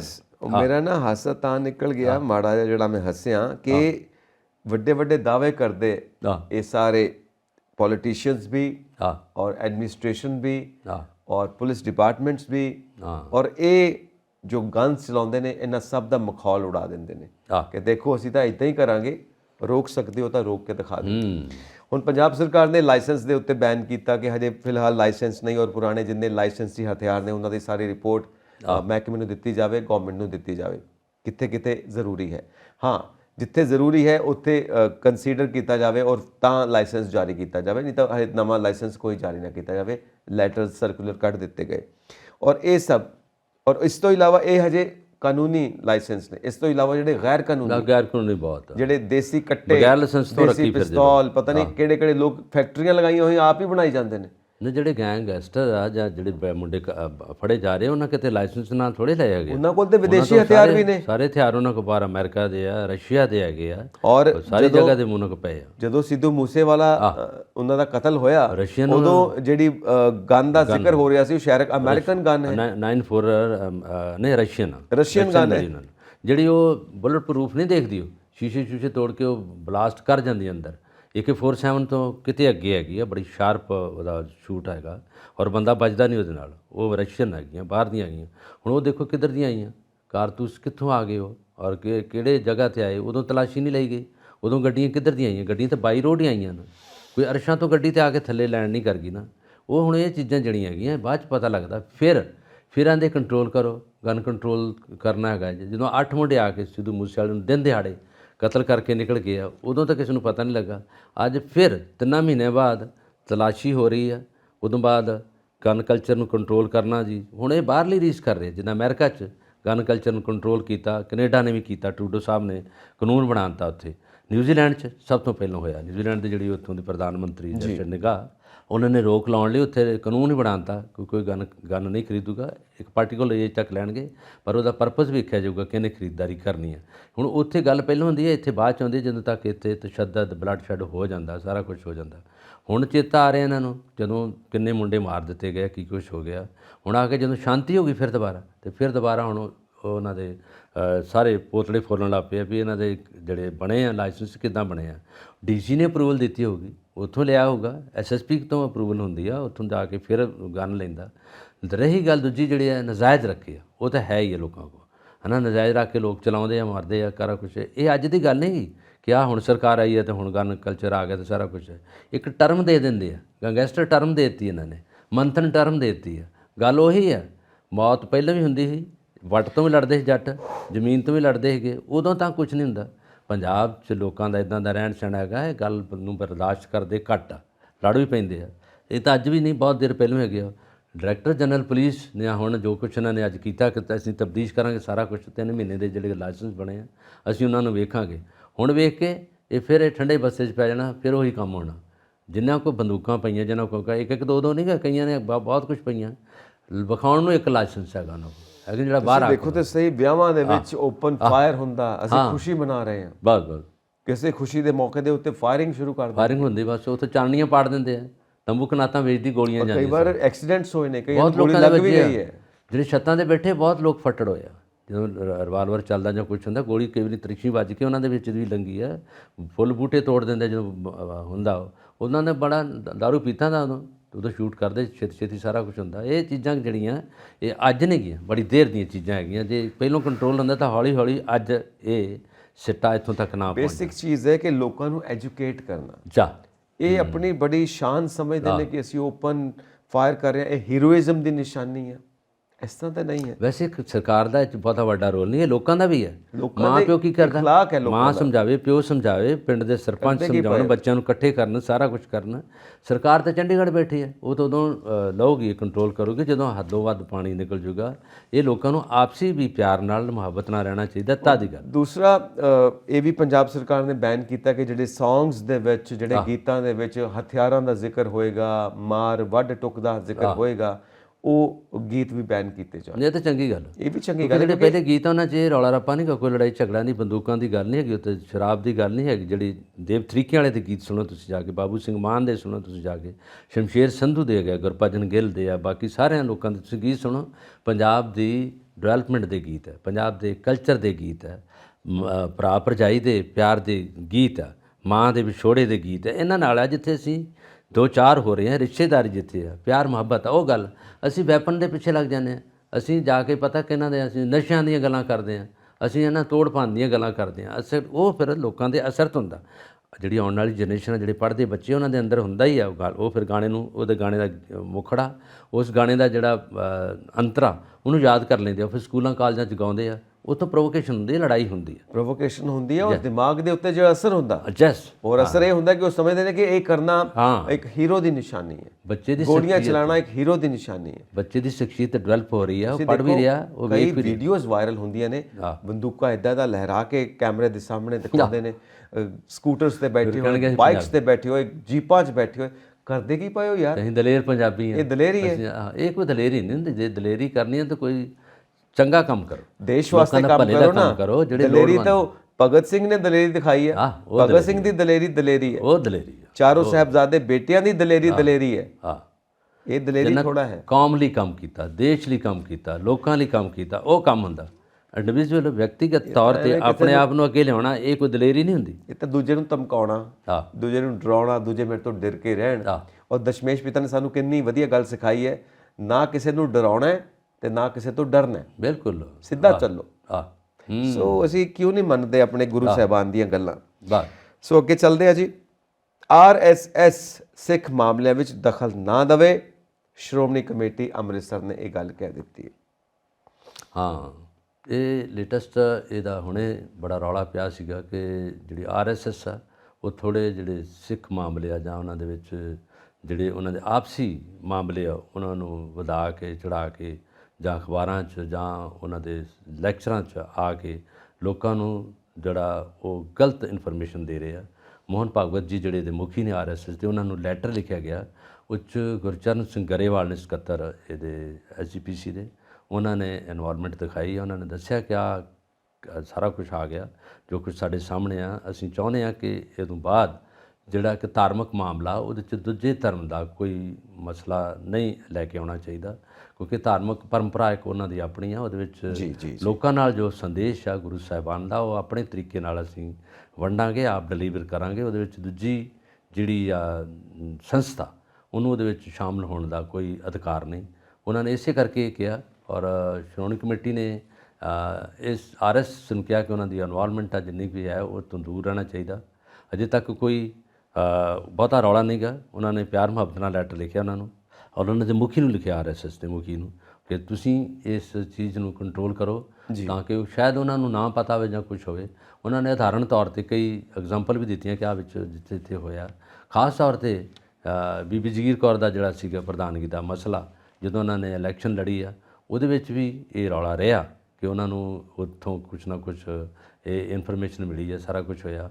ਉਦੋਂ ਇਹ ਮਸਲਾ ਹੋਰ ਭਖਿਆ, ਉਹਦੇ ਨਾਲ ਹੋਰ ਵੀ ਕੋਈ ਪੁਆਇੰਟ ਸੀਗੇ ਜਿਹੜੇ ਉਹਨਾਂ ਨੇ ਹੁਣ ਉਜਾਗਰ ਕੀਤੇ ਆ। ਖਾਸ ਤੌਰ 'ਤੇ ਸ਼੍ਰੋਮਣੀ ਕਮੇਟੀ ਦੇ ਜਿਹੜੇ ਪ੍ਰਧਾਨ ਨੇ, ਉਹ ਹੁਣ ਜਿਹੜੇ ਬਣੇ ਧਾਮੀ ਸਾਹਿਬ, ਉਹਨਾਂ ਨੇ ਵੀ ਇਸ 'ਤੇ ਇਹਦੀ ਆਲੋਚਨਾ ਕੀਤੀ ਹੈ। ਔਰ ਮੇਰਾ ਖਿਆਲ ਹੈ ਕਿ RSS ਵੀ ਬਹੁਤ ਵੱਡੀ ਸੰਸਥਾ, ਔਰ ਇੱਧਰੋਂ ਧਾਰਮਿਕ ਸੰਸਥਾ SGPC ਵੀ ਹੈ। ਇਹਨਾਂ ਨੂੰ ਰਲ ਮਿਲ ਕੇ ਆਪਣੇ ਤਰੀਕੇ ਨਾਲ ਗੱਲ ਕਰਨੀ ਚਾਹੀਦੀ ਹੈ ਅਤੇ ਲੋਕਾਂ ਦੇ ਭਲੇ ਲਈ ਇਕੱਠੇ ਹੋ ਕੇ ਇੱਕ ਐਸਾ ਕੋਸ਼ਿਸ਼ ਕਰਨੀ ਚਾਹੀਦੀ ਹੈ, ਐਸਾ ਯਤਨ ਕਰਨਾ ਚਾਹੀਦਾ ਤਾਂ ਕਿ ਲੋਕ ਯਾਦ ਰੱਖਣ ਕਿ ਦੋ ਧਾਰਮਿਕ ਸੰਸਥਾਵਾਂ ਨੇ ਜਿਨ੍ਹਾਂ ਨੇ ਪੰਜਾਬ ਲਈ ਨਹੀਂ ਪੂਰੇ ਵਿਸ਼ਵ ਲਈ ਇਹ ਕੰਮ ਕੀਤਾ। ਲੋੜਵੰਦਾਂ ਦੀ ਸਹਾਇਤਾ ਕਰਨਾ ਸਭ ਤੋਂ ਵੱਡੀ ਬਿਹਤਰ ਗੱਲ ਹੈ। ਐਗਜ਼ੈਕਟਲੀ, ਕਿਉਂਕਿ ਸਿੱਖ ਭਾਈਚਾਰਾ, ਸਿੱਖ ਕੌਮ, ਇਹਦੇ ਜਿਹੜੇ ਆਗੂ ਨੇ, ਜਿਹੜੇ ਵਿਦਵਾਨ ਨੇ, ਜਿਹੜੇ ਸਮਝਦੇ ਨੇ ਸ਼੍ਰੀ ਗੁਰੂ ਗ੍ਰੰਥ ਸਾਹਿਬ ਦੇ ਵਿੱਚ ਕੀ ਸਿੱਖਿਆਵਾਂ ਨੇ, ਸਿੱਖ ਭਾਈਚਾਰੇ ਵਾਸਤੇ ਗੁਰੂ ਸਾਹਿਬਾਨ ਦੀਆਂ ਕੀ ਸਿੱਖਿਆਵਾਂ ਨੇ, ਜਿਹੜੇ ਮੋਹਰੀ ਨੇ ਉਹ ਦੱਸਣ ਸਿੱਖ ਭਾਈਚਾਰੇ ਨੂੰ ਕਿ ਕਿੱਦਾਂ ਜਿਉਣਾ। ਬਿਲਕੁਲ, ਠੀਕ ਹੈ ਨਾ। ਔਰ ਜਿਨ੍ਹਾਂ ਨੂੰ ਇਸ ਸਾਰੀ ਕਾਸੇ ਦੀ ਸਮਝ ਨਹੀਂ ਹੈ, ਉਹ ਵਾਕਈ ਉਹਨਾਂ ਨੂੰ ਦਖਲ ਨਹੀਂ ਦੇਣਾ ਚਾਹੀਦਾ। ਮਤਲਬ ਇਹ ਹੈ ਕਿ ਹੁਣ ਤੁਹਾਡੇ ਘਰ ਜਾ ਕੇ ਮੈਂ ਦਖਲ ਦੇਵਾਂ, ਉਹ ਤਾਂ ਸਹੀ ਗੱਲ ਨਹੀਂ ਨਾ। ਤੁਸੀਂ ਆਪਣੇ ਘਰ ਦੇ ਆਪ ਮਾਲਕ ਹੋ, ਤੁਹਾਨੂੰ ਪਤਾ ਤੁਸੀਂ ਆਪਣਾ ਘਰ ਕਿਵੇਂ ਚਲਾਉਣਾ, ਮੈਂ ਥੋੜਾ ਤੁਹਾਨੂੰ ਦੱਸਾਂਗਾ। ਕੀ ਹੁੰਦਾ ਕਿ ਆਪਣੇ ਆਪ ਸਲਾਹ ਦੇਣਾ ਸ਼ੁਰੂ ਕਰ ਦਿੰਦੇ ਆ, ਕਿਤੇ ਘਰ 'ਚ ਕਿਤੇ ਰੌਲਾ ਪੈ ਜੇ, ਕੁਛ ਹੋ ਜੇ, ਤਾਂ ਉਹ ਕਹਿੰਦਾ ਨਹੀਂ ਇੱਕ ਮਿੰਟ ਰੁਕਿਓ, ਮੈਂ ਤੁਹਾਨੂੰ ਗੱਲ ਦੱਸਦਾ, ਇਹ ਗੱਲ ਜਿਹੜੀ ਤੁਸੀਂ ਕਰ ਰਹੇ ਜੇ ਨਾ ਇਹ ਬਿਲਕੁਲ ਝੂਠ ਆ, ਮੈਂ ਗੱਲ ਨੂੰ ਤੁਹਾਨੂੰ ਸਮਝਾਉਣਾ ਵਾ, ਇਹਦੇ ਆਹ ਪੁਆਇੰਟ ਨੋਟ ਕਰ ਲਓ ਤੇ ਤੁਹਾਡੇ ਘਰ 'ਚ ਲੜਾਈ ਨਹੀਂ ਹੋਣੀ। ਉਹਨੇ ਜਦੋਂ ਉਹ ਚਲੇ ਜਾਂਦਾ ਲੜਾਈ ਹੋਰ ਪਾ ਦੇਣੀ, ਉਹਨੇ ਐਸੀ ਉਲਟੀ ਜਿਹੜੀ ਆ ਨਾ ਮੁਹਾਰਨੀ ਪੜਾਉਣੀ ਆ, ਉਹਦੇ ਵਿੱਚ ਹੋਰ ਗੁੱਥਮ ਗੁੱਥਾ ਹੋਣਗੇ, ਜ਼ਿਆਦਾ ਡਾਂਗ ਸੋਟਾ ਹੋਊਗਾ। ਕਈ ਬੰਦੇ ਸ਼ਰਾਰਤ ਕਰਨ ਆਉਂਦੇ ਆ, ਅੱਗ ਲਾਉਣ ਆਉਂਦੇ ਆ, ਜਿਹੜੀ ਬੁਝੀ ਅੱਗ ਆ ਉਹਦੇ 'ਤੇ ਹੋਰ ਭਾਂਬੜ ਬਣਾਉਣ ਆਉਂਦੇ, ਇਹ ਵੀ ਗੱਲਾਂ ਹੁੰਦੀਆਂ। ਸੋ ਇੱਕ ਅੰਗਰੇਜ਼ੀ ਦੀ ਕਹਾਵਤ ਵੀ ਹੈ ਬਲਕਾਰ ਜੀ, ਨੈਵਰ ਐਡਵਾਈਜ਼ ਟਿਲ ਆਸਕਡ। ਜਦੋਂ ਤੱਕ ਪੁੱਛਿਆ ਨਾ ਜਾਵੇ ਸਲਾਹ ਨਹੀਂ ਦੇਣੀ ਚਾਹੀਦੀ। ਐਵੇਂ ਸਲਾਹ ਦੇ ਜਾਓ, ਇਹ ਵੀ ਠੀਕ ਨਹੀਂ। ਕਿ ਆਪੇ ਚੌਧਰੀ ਹੁੰਦੇ ਨਾ, ਆਪੇ ਚੌਧਰੀ ਬਿਨ ਬੁਲਾਏ ਮਹਿਮਾਨ ਆਪੇ ਚੌਧਰੀ ਬਣਦੇ ਨੇ ਜਿਹੜੇ। ਉਹ ਆਉਂਦੇ ਕਿ ਕੋਈ ਗੱਲ ਨਹੀਂ ਯਾਰ ਅਸੀਂ ਸਾਰਾ ਕੁਝ ਠੀਕ ਕਰ ਦਾਂਗੇ, ਇੱਦਾਂ ਦੇ ਫੈਸਲੇ ਅਸੀਂ 36 ਕੀਤੇ ਆ, ਤੁਹਾਡੇ ਵਾਲਾ ਫੈਸਲਾ ਤਾਂ ਕੱਖ ਵੀ ਨਹੀਂਗਾ, ਇਹ ਤਾਂ 2 ਮਿੰਟ ਤੱਕ ਬਣਾਓ, ਆਪਣਾ ਸਾਰਾ ਇਕੱਠਾ ਬਣਾਓ, ਜੱਥਾ ਬਣਾਓ, ਅਸੀਂ ਤਾਂ 2 ਮਿੰਟ 'ਚ ਤੁਹਾਨੂੰ ਪੁਆਇੰਟ ਨੋਟ ਕਰਵਾਵਾਂਗੇ। ਅਸੀਂ ਅੱਜ ਦੇ ਨਹੀਂ ਸਲਾਹਾਂ ਦਿੰਦੇ ਬਹੁਤ, ਤੇ ਨਾਲੇ ਸਾਡੀ ਸਲਾਹ ਵੀ ਫ੍ਰੀ ਆ, ਇੱਦਾਂ ਦੇ ਵੀ ਵਕੀਲ ਹੈਗੇ ਆ। ਬਿਲਕੁਲ ਸਹੀ ਗੱਲ ਹੈ। ਅਸਲੀ ਗੱਲ ਇਹ ਹੈ ਕਿ ਹਰ ਇੱਕ ਬੰਦਾ ਆਪਣੀ ਸੋਝੀ ਰੱਖਦਾ ਹੈ, ਉਹਨੂੰ ਆਪਣੇ ਘਰ ਨੂੰ ਆਪ ਸਾਂਭਣ ਦਿਓ, ਦੂਜੇ ਦੇ ਘਰ ਦੇ ਵਿੱਚ ਜਾ ਕੇ ਦਖਲ ਅੰਦਾਜ਼ੀ you know better than other people. ਉਹਨੂੰ ਪਤਾ ਕਿ ਇਸ ਧਰਤੀ 'ਤੇ ਕੀ ਹੋ ਰਿਹਾ, ਇਹਨਾਂ ਦਾ ਸੁਭਾਅ ਕੀ ਹੈਗਾ, ਇਹਨਾਂ ਨੂੰ ਕਿਸ ਤਰ੍ਹਾਂ ਕੰਟਰੋਲ ਕਰਨਾ, ਉਹਨਾਂ ਨੂੰ ਇਹ ਪਤਾ ਹੁੰਦਾ। ਬਿਲਕੁਲ ਸਹੀ ਗੱਲ ਹੈ, ਇਹ ਬਿਲਕੁਲ ਠੀਕ। ਸ਼੍ਰੋਮਣੀ ਕਮੇਟੀ ਅੰਮ੍ਰਿਤਸਰ ਨੇ ਇਹ ਆਵਾਜ਼ ਚੁੱਕੀ ਹੈ, ਬਾਕੀ RSS ਦਖਲ ਨਾ ਦੇਵੇ ਸਿੱਖ ਮਾਮਲਿਆਂ ਦੇ ਵਿੱਚ, ਇਹ ਸਹੀ ਗੱਲ ਹੈ ਜੀ। ਸੋ ਅੱਗੇ ਆਪਾਂ ਤੁਰੀਏ।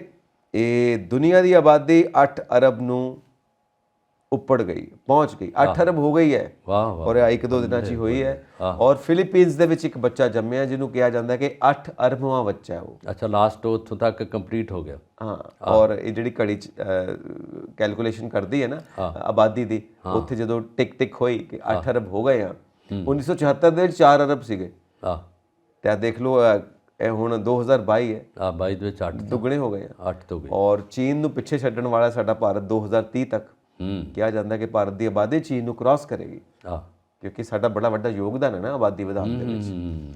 ਸੋ ਇਹ ਗੱਲਾਂ ਸਾਹਮਣੇ ਆ ਰਹੀਆਂ ਨੇ।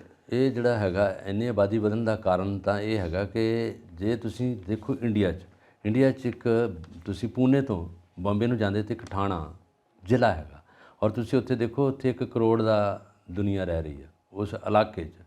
ਪਹਿਲਾਂ ਉਹਦਾ ਕਿੰਨਾ ਸੀਗਾ, 97 ਲੱਖ ਦੇ ਕਰੀਬ ਸੀਗਾ, ਹੁਣ 1 ਕਰੋੜ ਨੂੰ ਅਬਵ ਹੋ ਗਿਆ। ਇਹ ਕਿਉਂ ਹੋਇਆ? ਇਸ ਕਰਕੇ ਹੋਇਆ ਕਿ ਬੰਬੇ ਮਹਿੰਗਾ, ਔਰ ਬੰਬੇ ਮਹਿੰਗਾ ਹੋਣ ਕਰਕੇ ਇਹ ਠਾਣੇ ਜਾ ਕੇ ਬਹਿ ਗਏ। ਉਸ ਸ਼ਹਿਰ 'ਚ ਲੋਕ ਉੱਥੋਂ ਮੂਵ ਕਰਦੇ ਆ, ਬੰਬੇ ਜਾਂਦੇ ਆ, ਕੰਮ ਕਰਦੇ ਆ, ਸੌਣ ਲਈ ਉੱਥੇ ਆਉਂਦੇ ਆ, ਰਹਿੰਦੇ ਉੱਥੇ ਆ। ਮਰਦਮਸ਼ੁਮਾਰੀ ਦੀ ਜਿਹੜੀ ਰਿਪੋਰਟ ਆ ਉੱਥੋਂ ਦੱਸਿਆ ਗਿਆ ਪੂਨਾ ਸ਼ਹਿਰ ਜਿਹੜਾ ਉਹ ਇੰਨਾ ਨਹੀਂ ਸੰਘਣੀ ਆਬਾਦੀ ਵਾਲਾ। ਸਭ ਤੋਂ ਪਹਿਲੀ ਰੇਲਵੇ ਲਾਈਨ ਜਿਹੜੀ ਅੰਗਰੇਜ਼ਾਂ ਨੇ ਬਣਾਈ ਉਹ ਮੁੰਬਈ ਤੋਂ ਥਾਣੇ ਤੱਕ ਬਣਾਈ ਸੀ।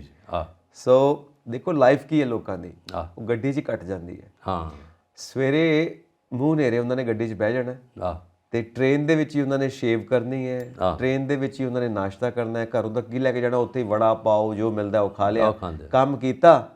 ਕੰਮ ਕੀ ਕਰਕੇ ਜਦੋਂ ਘਰ ਆਏ ਤੇ ਰਾਤ ਪਈ ਹੋਈ ਹੈ, ਸਾਰੇ ਘਰ ਵਾਲੇ ਸੁੱਤੇ ਪਏ ਨੇ, ਜੋ ਵੀ ਖਾਣਾ ਖਾ ਕੇ ਸਵੇਰੇ ਫਿਰ ਮੂੰਹ ਹਨੇਰੇ ਉੱਠ ਕੇ ਤੁਰ ਪਏ। ਮਤਲਬ ਆ ਲਾਈਫ ਹੈ ਬੰਬੇ 'ਚ। ਬੰਬੇ 'ਚ ਤੁਹਾਨੂੰ ਕੰਮ ਦੀ ਘਾਟ ਨਹੀਂ, ਕੰਮ ਮਿਲੂਗਾ ਪਰ ਸੌਣ ਲਈ ਜਗ੍ਹਾ ਨਹੀਂ ਮਿਲੂਗੀ। ਉੱਥੇ ਜਿਹੜਾ ਤੁਸੀਂ ਲਓਗੇ ਰਹਿਣ ਲਈ ਜਗ੍ਹਾ ਲਓਗੇ, ਉਹਦਾ ਪੈਸਾ ਤੁਹਾਨੂੰ ਦੇਣਾ ਬਹੁਤ ਔਖਾ ਹੋਗਾ। ਇਸੇ ਕਰਕੇ ਲੋਕ ਮੂਵ ਕਰਕੇ ਉੱਥੋਂ ਠਾਣੇ 'ਚ ਆ ਜਾਂਦੇ ਆ, ਉੱਥੋਂ ਬਾਅਦ ਫਿਰ ਕੰਮ ਕਰਕੇ ਉੱਥੇ ਚਲ ਜਾਂਦੇ ਆ। ਮੈਂ ਖੁਦ ਵੇਖਿਆ ਸੀ ਇੱਕ ਵਾਰ ਬੰਬੇ ਅਸੀਂ ਬੈਠੇ ਖੜੇ ਚਾਹ ਪੀ ਰਹੇ ਸੀਗੇ, ਤੇ ਉੱਥੇ ਜਾ ਕੇ ਫੁੱਟਪਾਥ 'ਤੇ ਅਖਬਾਰਾਂ ਵਿਛਾ ਕੇ ਜਨਾਨੀਆਂ ਬੰਦੇ ਸੁੱਤੇ ਪਏ ਸੀ।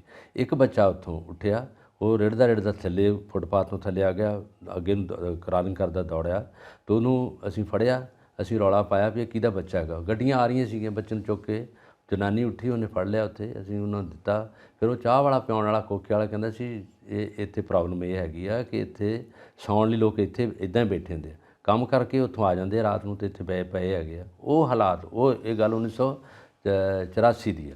ਤੇ ਹੁਣ ਦੇਖ ਲਓ ਅੱਜ ਪਾਪੂਲੇਸ਼ਨ ਕਿਤੇ ਦੀ ਕਿਤੇ ਗਈ ਆ।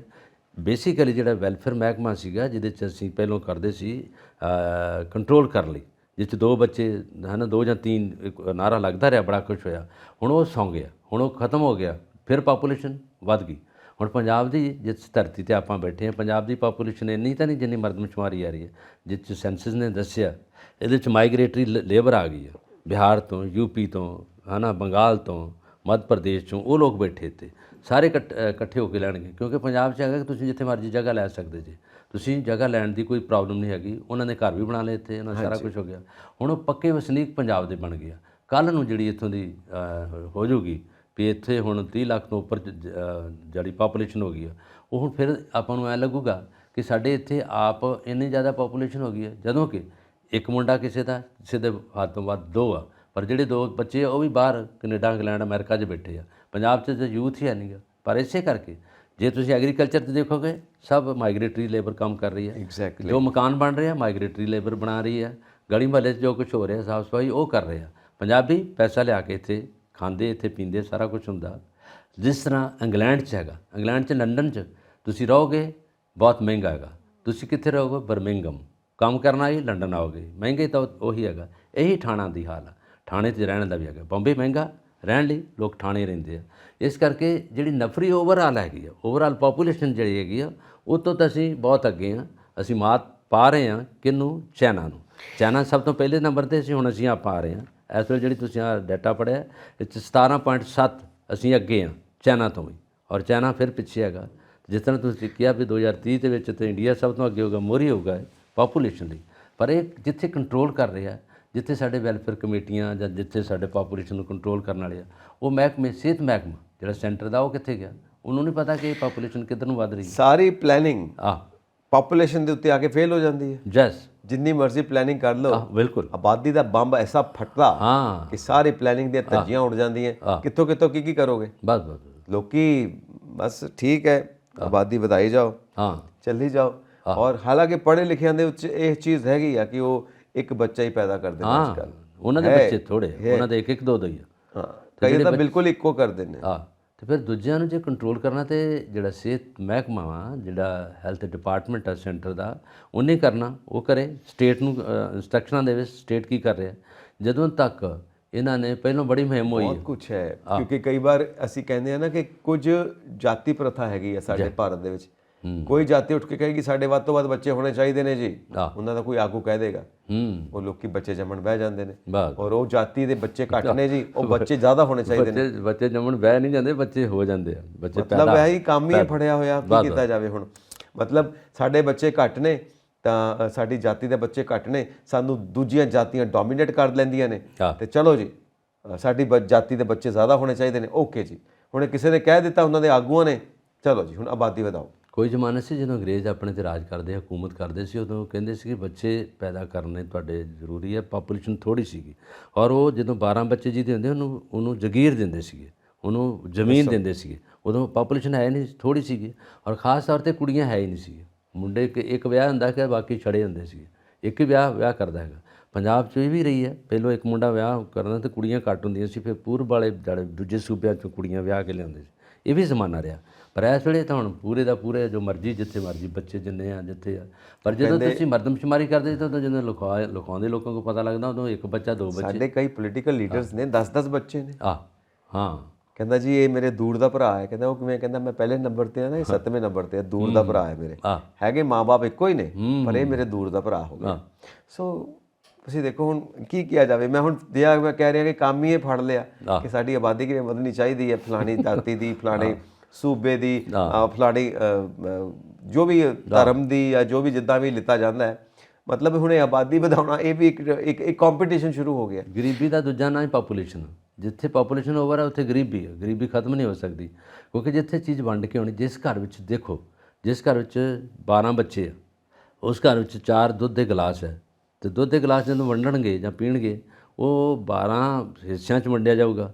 ਹੋਰ ਬੱਚਿਆਂ ਦੀ ਸਿਹਤ ਕੀ ਹੋਊਗੀ? ਕਿੰਨੇ ਕੁ ਤਕੜੇ ਹੋਣਗੇ, ਕਿੰਨੇ ਨਰੋਏ ਹੋਣਗੇ, ਕਿੰਨੇ ਰਿਸ਼ਟ ਪੁਸ਼ਟ ਹੋਣਗੇ? ਚੀਜ਼ ਵੰਡਵੀਂ ਹੋਣੀ ਹੈ। ਇਸੇ ਕਰਕੇ ਲੋਕਾਂ 'ਚ ਜਿਹੜੀ ਇਸ ਵੇਲੇ ਬੱਚੇ ਨੇ, ਨਰੋਏ ਨਹੀਂ, ਸਿਹਤਮੰਦ ਨਹੀਂ। ਪਹਿਲੇ ਮੁੰਡੇ ਵੇਖੋ ਕਿੰਨੇ ਤਕੜੇ ਹੁੰਦੇ ਸੀ, ਹੈ ਨਾ। ਪਹਿਲੇ ਬਜ਼ੁਰਗ 100-100 ਸਾਲ ਤੱਕ ਉਮਰ ਲੈ ਕੇ ਜਾਂਦੇ ਸੀ। ਹੁਣ 60 ਤੋਂ ਥੱਲੇ ਆਪਣੀ ਐਵਰੇਜ ਜਿਹੜੀ ਏਜ ਆ ਬਹੁਤ ਥੱਲੇ, 60 ਤੋਂ ਥੱਲੇ ਚਲੀ ਗਈ। ਇਸੇ ਕਰਕੇ ਰਹੀ ਕਿ ਜਦੋਂ ਅਸੀਂ ਖਾਣ ਪੀਣ ਦਾ ਘਾਟਾ ਰਹਿ ਗਿਆ, ਸਾਡਾ ਖਾਣ ਪੀਣ ਉਹਨਾਂ ਹੈ ਨਹੀਂ, ਫਸਲਵਾੜੀ ਵੀ ਉਨੀ ਨਹੀਂ ਹੁੰਦੀ, ਨਾ ਉਹਨਾਂ ਸਬਜ਼ੀਆਂ ਤਾਜ਼ਾ ਉੱਗਦੀਆਂ, ਮੱਝਾਂ ਦਾ ਦੁੱਧ ਜਿਹੜਾ ਡੇਅਰੀ ਫਾਰਮ ਵੀ ਖਤਮ ਹੋ ਗਏ, ਪੋਲਟਰੀ ਫਾਰਮ ਵੀ ਖਤਮ ਹੋ ਗਏ, ਔਰ ਕਿੱਥੋਂ ਆਊਗਾ ਪੈਸਾ? ਇਸੇ ਕਰਕੇ ਜਿੰਨੀਆਂ ਦੁੱਧ ਦੀਆਂ ਮਠਿਆਈਆਂ ਬਣਦੀਆਂ ਪਈਆਂ, ਉਹਨਾਂ ਦੁੱਧ ਨਹੀਂ ਹੈਗਾ, ਤੇ ਮਠਿਆਈਆਂ ਕਿੱਥੋਂ ਬਣਦੀਆਂ ਪਈਆਂ? ਨਕਲੀ ਦੁੱਧ। ਉਹ ਨਕਲੀ ਜਿਹੜਾ ਬਣਾਇਆ ਦੁੱਧ। ਇੱਕ ਨਾ ਆਬਾਦੀ ਵਧਾਉਣ ਦੇ ਉੱਤੇ, ਆਬਾਦੀ ਵਧਾਉਣ ਦੇ ਉੱਤੇ ਇੱਕ ਬੜਾ ਇੰਟਰਸਟਿੰਗ ਜਿਹਾ ਇਨਸੀਡੈਂਟ ਹੈ, ਮੈਂ ਤੁਹਾਡੇ ਨਾਲ ਜ਼ਿਕਰ ਕਰਦਾ। ਇੱਕ ਹਸਬੈਂਡ ਵਾਈਫ, ਦੋਵਾਂ ਦਾ ਆਪਸ 'ਚ ਬਣਦੀ ਨਹੀਂ, ਤੇ ਦੋਵੇਂ ਕੋਰਟ 'ਚ ਗਏ, ਕੇਸ ਕੀਤਾ ਕਿ ਅਸੀਂ ਮਿਊਚੁਅਲ ਡਿਵੋਰਸ ਲੈਣਾ ਚਾਹੁੰਦੇ ਹਾਂ। ਅਸੀਂ ਦੋਵਾਂ ਦੀ ਮਨਸ਼ਾ ਕਿ ਅਸੀਂ ਡਿਵੋਰਸ ਲੈਣਾ, ਸਾਡਾ ਡਿਵੋਰਸ ਕੀਤਾ ਜਾਏ। ਤੇ ਉਹ ਸਾਰਾ ਵੰਡ ਵੰਡਾਈਆ ਹੋ ਗਿਆ, ਅੱਧਾ ਇਹ ਲਏਗਾ, ਅੱਧਾ ਇਹ ਲਏਗਾ। ਹੁਣ ਗੱਲ ਕਿੱਥੇ ਆ ਕੇ ਅੜ ਗਈ? ਬੱਚਾ ਇੱਕੋ ਹੀ ਹੈ। ਹੁਣ ਬੱਚਾ ਕਿੱਥੇ ਰਵੇ? ਇੱਕ ਮਹੀਨਾ ਬਾਪ ਕੋਲ ਰਵੇ, ਇੱਕ ਮਹੀਨਾ ਮਾਂ ਕੋਲ ਰਵੇ, ਨਹੀਂ ਇੱਕ ਹਫਤਾ ਰਵੇ, ਨਹੀਂ ਰੋਜ਼ ਇੱਧਰ ਰਵੇ, ਇੱਕ ਦਿਨ ਉੱਧਰ ਰਵੇ। ਝਗੜਾ ਜਿਹਾ ਹੋ ਗਿਆ। ਜੱਜ ਸਾਹਿਬ ਕਹਿੰਦੇ ਵੀ ਇੱਦਾਂ ਦੇ ਹੁਣ ਕਿਸੇ ਗੱਲ ਦਾ ਨਿਪਟਾਰਾ ਨਹੀਂ ਹੋਣਾ, ਤੁਸੀਂ ਦੋਵੇਂ ਜਾਣੇ ਨਾ ਬਹਿ ਕੇ ਆਪਸ 'ਚ ਸਲਾਹ ਕਰ ਲਓ, ਕਿਹਨੇ ਰੱਖਣਾ, ਤੇ ਫਿਰ ਆ ਕੇ ਮੈਨੂੰ ਦੱਸ ਦਿਓ, ਫਿਰ ਆਪਾਂ ਉਹਦੇ ਮੁਤਾਬਿਕ ਫੈਸਲਾ ਲੈਂਦੇ ਹਾਂ, ਕਿਉਂਕਿ ਇਹ ਤਾਂ ਤੁਸੀਂ ਦੋਵਾਂ ਨੇ ਆਪਸ 'ਚ ਸਲਾਹ ਕਰਨੀ ਆ। ਉਹ ਦੋਵਾਂ ਨੂੰ ਬਿਠਾ ਦਿੱਤਾ, ਘੰਟਾ ਕੁ ਗੱਲਾਂ ਕਰਦੇ ਰਹੇ। ਜੱਜ ਦੇਖਦਾ ਰਿਹਾ ਵੀ ਚਲੋ ਸਲਾਹ ਕਰਦੇ ਪਏ ਨੇ। ਘੰਟੇ ਕੁ ਬਾਅਦ ਉੱਠ ਕੇ ਆ ਗਏ ਜੱਜ ਸਾਹਿਬ ਕੋਲ। ਜੱਜ ਸਾਹਿਬ ਨੇ ਦੇਖਿਆ ਕਿ ਆ ਗਏ ਨੇ, ਉਹਨਾਂ ਨੇ ਇਸ਼ਾਰਾ ਕੀਤਾ ਕਿ ਰੁਕੋ, ਮੈਂ ਬਾਕੀ ਕੇਸ ਨਿਪਟਾਉਣਾ ਪਿਆ, ਫਿਰ ਉਸ ਤੋਂ ਬਾਅਦ ਤੁਹਾਡੀ ਟਰਨ ਤੇ ਤੁਹਾਨੂੰ ਲੈਣਾ। ਫਿਰ ਕੇਸ ਨਿਪਟਾਉਣ ਤੋਂ ਬਾਅਦ ਉਹਨਾਂ ਦੀ ਟਰਨ ਆਈ, ਕਹਿੰਦੇ ਹਾਂਜੀ ਦੱਸੋ ਕੀ ਫੈਸਲਾ ਕੀਤਾ। ਕਹਿੰਦੇ ਸਾਨੂੰ 1 ਸਾਲ ਦੀ ਡੇਟ ਪਾ ਦਿਓ, ਅਗਲੇ ਸਾਲ ਆਵਾਂਗੇ। ਕਹਿੰਦੇ ਉਹ ਕੀ? ਕਹਿੰਦਾ ਇੱਕ ਬੱਚਾ ਹੋਰ ਪੈਦਾ ਕਰ ਲੈਂਦੇ ਆ, ਫਿਰ ਇੱਕ ਮੇਰੇ ਕੋਲ ਰਹੇਗਾ, ਇੱਕ ਉਹਦੇ ਕੋਲ ਰਹੇਗਾ। ਜੱਜ ਕਹਿੰਦਾ ਯਾਰ ਇਦਾਂ ਦੇ ਜੋ ਫੈਸਲੇ ਤੁਸੀਂ ਕਰਨੇ ਨੇ, ਮਤਲਬ ਇੱਕ ਪਾਸੇ ਤੁਸੀਂ ਡਿਵੋਰਸ ਮੰਗਦੇ ਹੋ, ਦੂਜੇ ਪਾਸੇ ਤੁਸੀਂ ਕਹਿੰਦੇ ਇੱਕ ਬੱਚਾ ਹੋਰ ਪੈਦਾ ਕਰਕੇ ਆਉਨੇ ਆ, ਤਾਂ ਵੈਲ ਦੈਨ ਵਾਈ ਡਿਵੋਰਸ? ਸੋ ਇਹ ਸਿਚੁਏਸ਼ਨ ਬੱਚਾ ਆ ਗਿਆ, ਫਿਰ ਸੁਲਹ ਸਫਾਈ ਹੋਣੀ, ਲੜਾਈ ਨਹੀਂ ਰਹਿਣੀ, ਫਿਰ ਤਾਂ ਲੜਾਈ ਬੰਦ। ਜੇ ਸਾਲ ਦਾ ਸਮਾਂ ਆ ਗਿਆ, ਸਮਾਂ ਦੇ ਵਿੱਚ ਉਹਨਾਂ ਨੂੰ ਆਪੋ ਵਿੱਚ ਫਿਰ ਜਿਹੜੀ ਲੜਾਈ ਸਮਾਪਤ, ਬੱਚਾ ਦੂਜੇ ਆਉਣ ਨਾਲ ਸਮਾਂ ਵੀ ਆਉਂਦਾ ਨਾ, ਉਸ ਵੇਲੇ ਗੁੱਸੇ 'ਚ ਹੀ ਗਿਆ, ਰੌਲਾ ਪੈ ਗਿਆ, ਰੌਲਾ ਪੈਣ ਤੋਂ ਬਾਅਦ ਦੂਜਾ ਬੱਚਾ ਆ ਗਿਆ ਤਾਂ ਸਾਰਾ ਕੰਪਰਮਾਈਜ਼। ਤਾਂ ਕਈ ਵਾਰ ਮਜ਼ਾਕ ਹੁੰਦਾ, ਕਹਿੰਦੇ ਫਿਰ ਜੱਜ ਸਾਹਿਬ ਨੇ ਕੀਤਾ ਕੀ? ਕਹਿੰਦੇ ਜੱਜ ਸਾਹਿਬ ਆਪਣੀ ਫੈਮਿਲੀ 'ਚ ਬੈ ਕੇ ਗੱਲ ਕਰਦੇ ਪਏ ਨੇ, ਕਹਿੰਦੇ ਮੇਰਾ ਜੀ ਕਰਦਾ ਮੈਂ ਰੈਜ਼ਿਗਨੇਸ਼ਨ ਦੇ ਦੇਵਾਂ ਆਪਣੀ ਪੋਸਟ ਤੋਂ। ਫੈਸਲੇ ਨਹੀਂ ਹੁੰਦੇ ਤੇ ਮੈਂ ਕਿੱਦਾਂ ਦੇ ਮਾਮਲੇ ਇਸ ਪੋਸਟ ਤੇ ਬਹਿਣ ਵਾਲਾ ਕਾਬਲ ਨਹੀਂ ਗਾ। ਸੋ ਆਪਾਂ ਅੱਗੇ ਵਧੀਏ ਜ਼ਰੂਰ। ਅੱਗੇ ਇਹ ਜੀ ਕਿ ਚਲੋ ਆਪਾਂ ਪਾਪੂਲੇਸ਼ਨ ਤੇ ਅੱਗੇ ਵਧੇ ਆ ਤੇ ਇਹਨਾਂ ਕੰਮਾਂ 'ਚ ਵੀ ਵਧੀਆ ਅੱਗੇ। ਹਾਂ, ਹੁਣ ਅੱਗੇ ਆਪਾਂ ਡਿਸਕਸ਼ਨ ਵਧਾਉਣੇ ਆ ਅੱਗੇ। ਭਾਜਪਾ ਨਾਲ ਗੱਠਜੋੜ ਤੇ ਅਕਾਲੀ ਦਲ ਹੋਵੇਗਾ ਵੱਡਾ ਭਰਾ।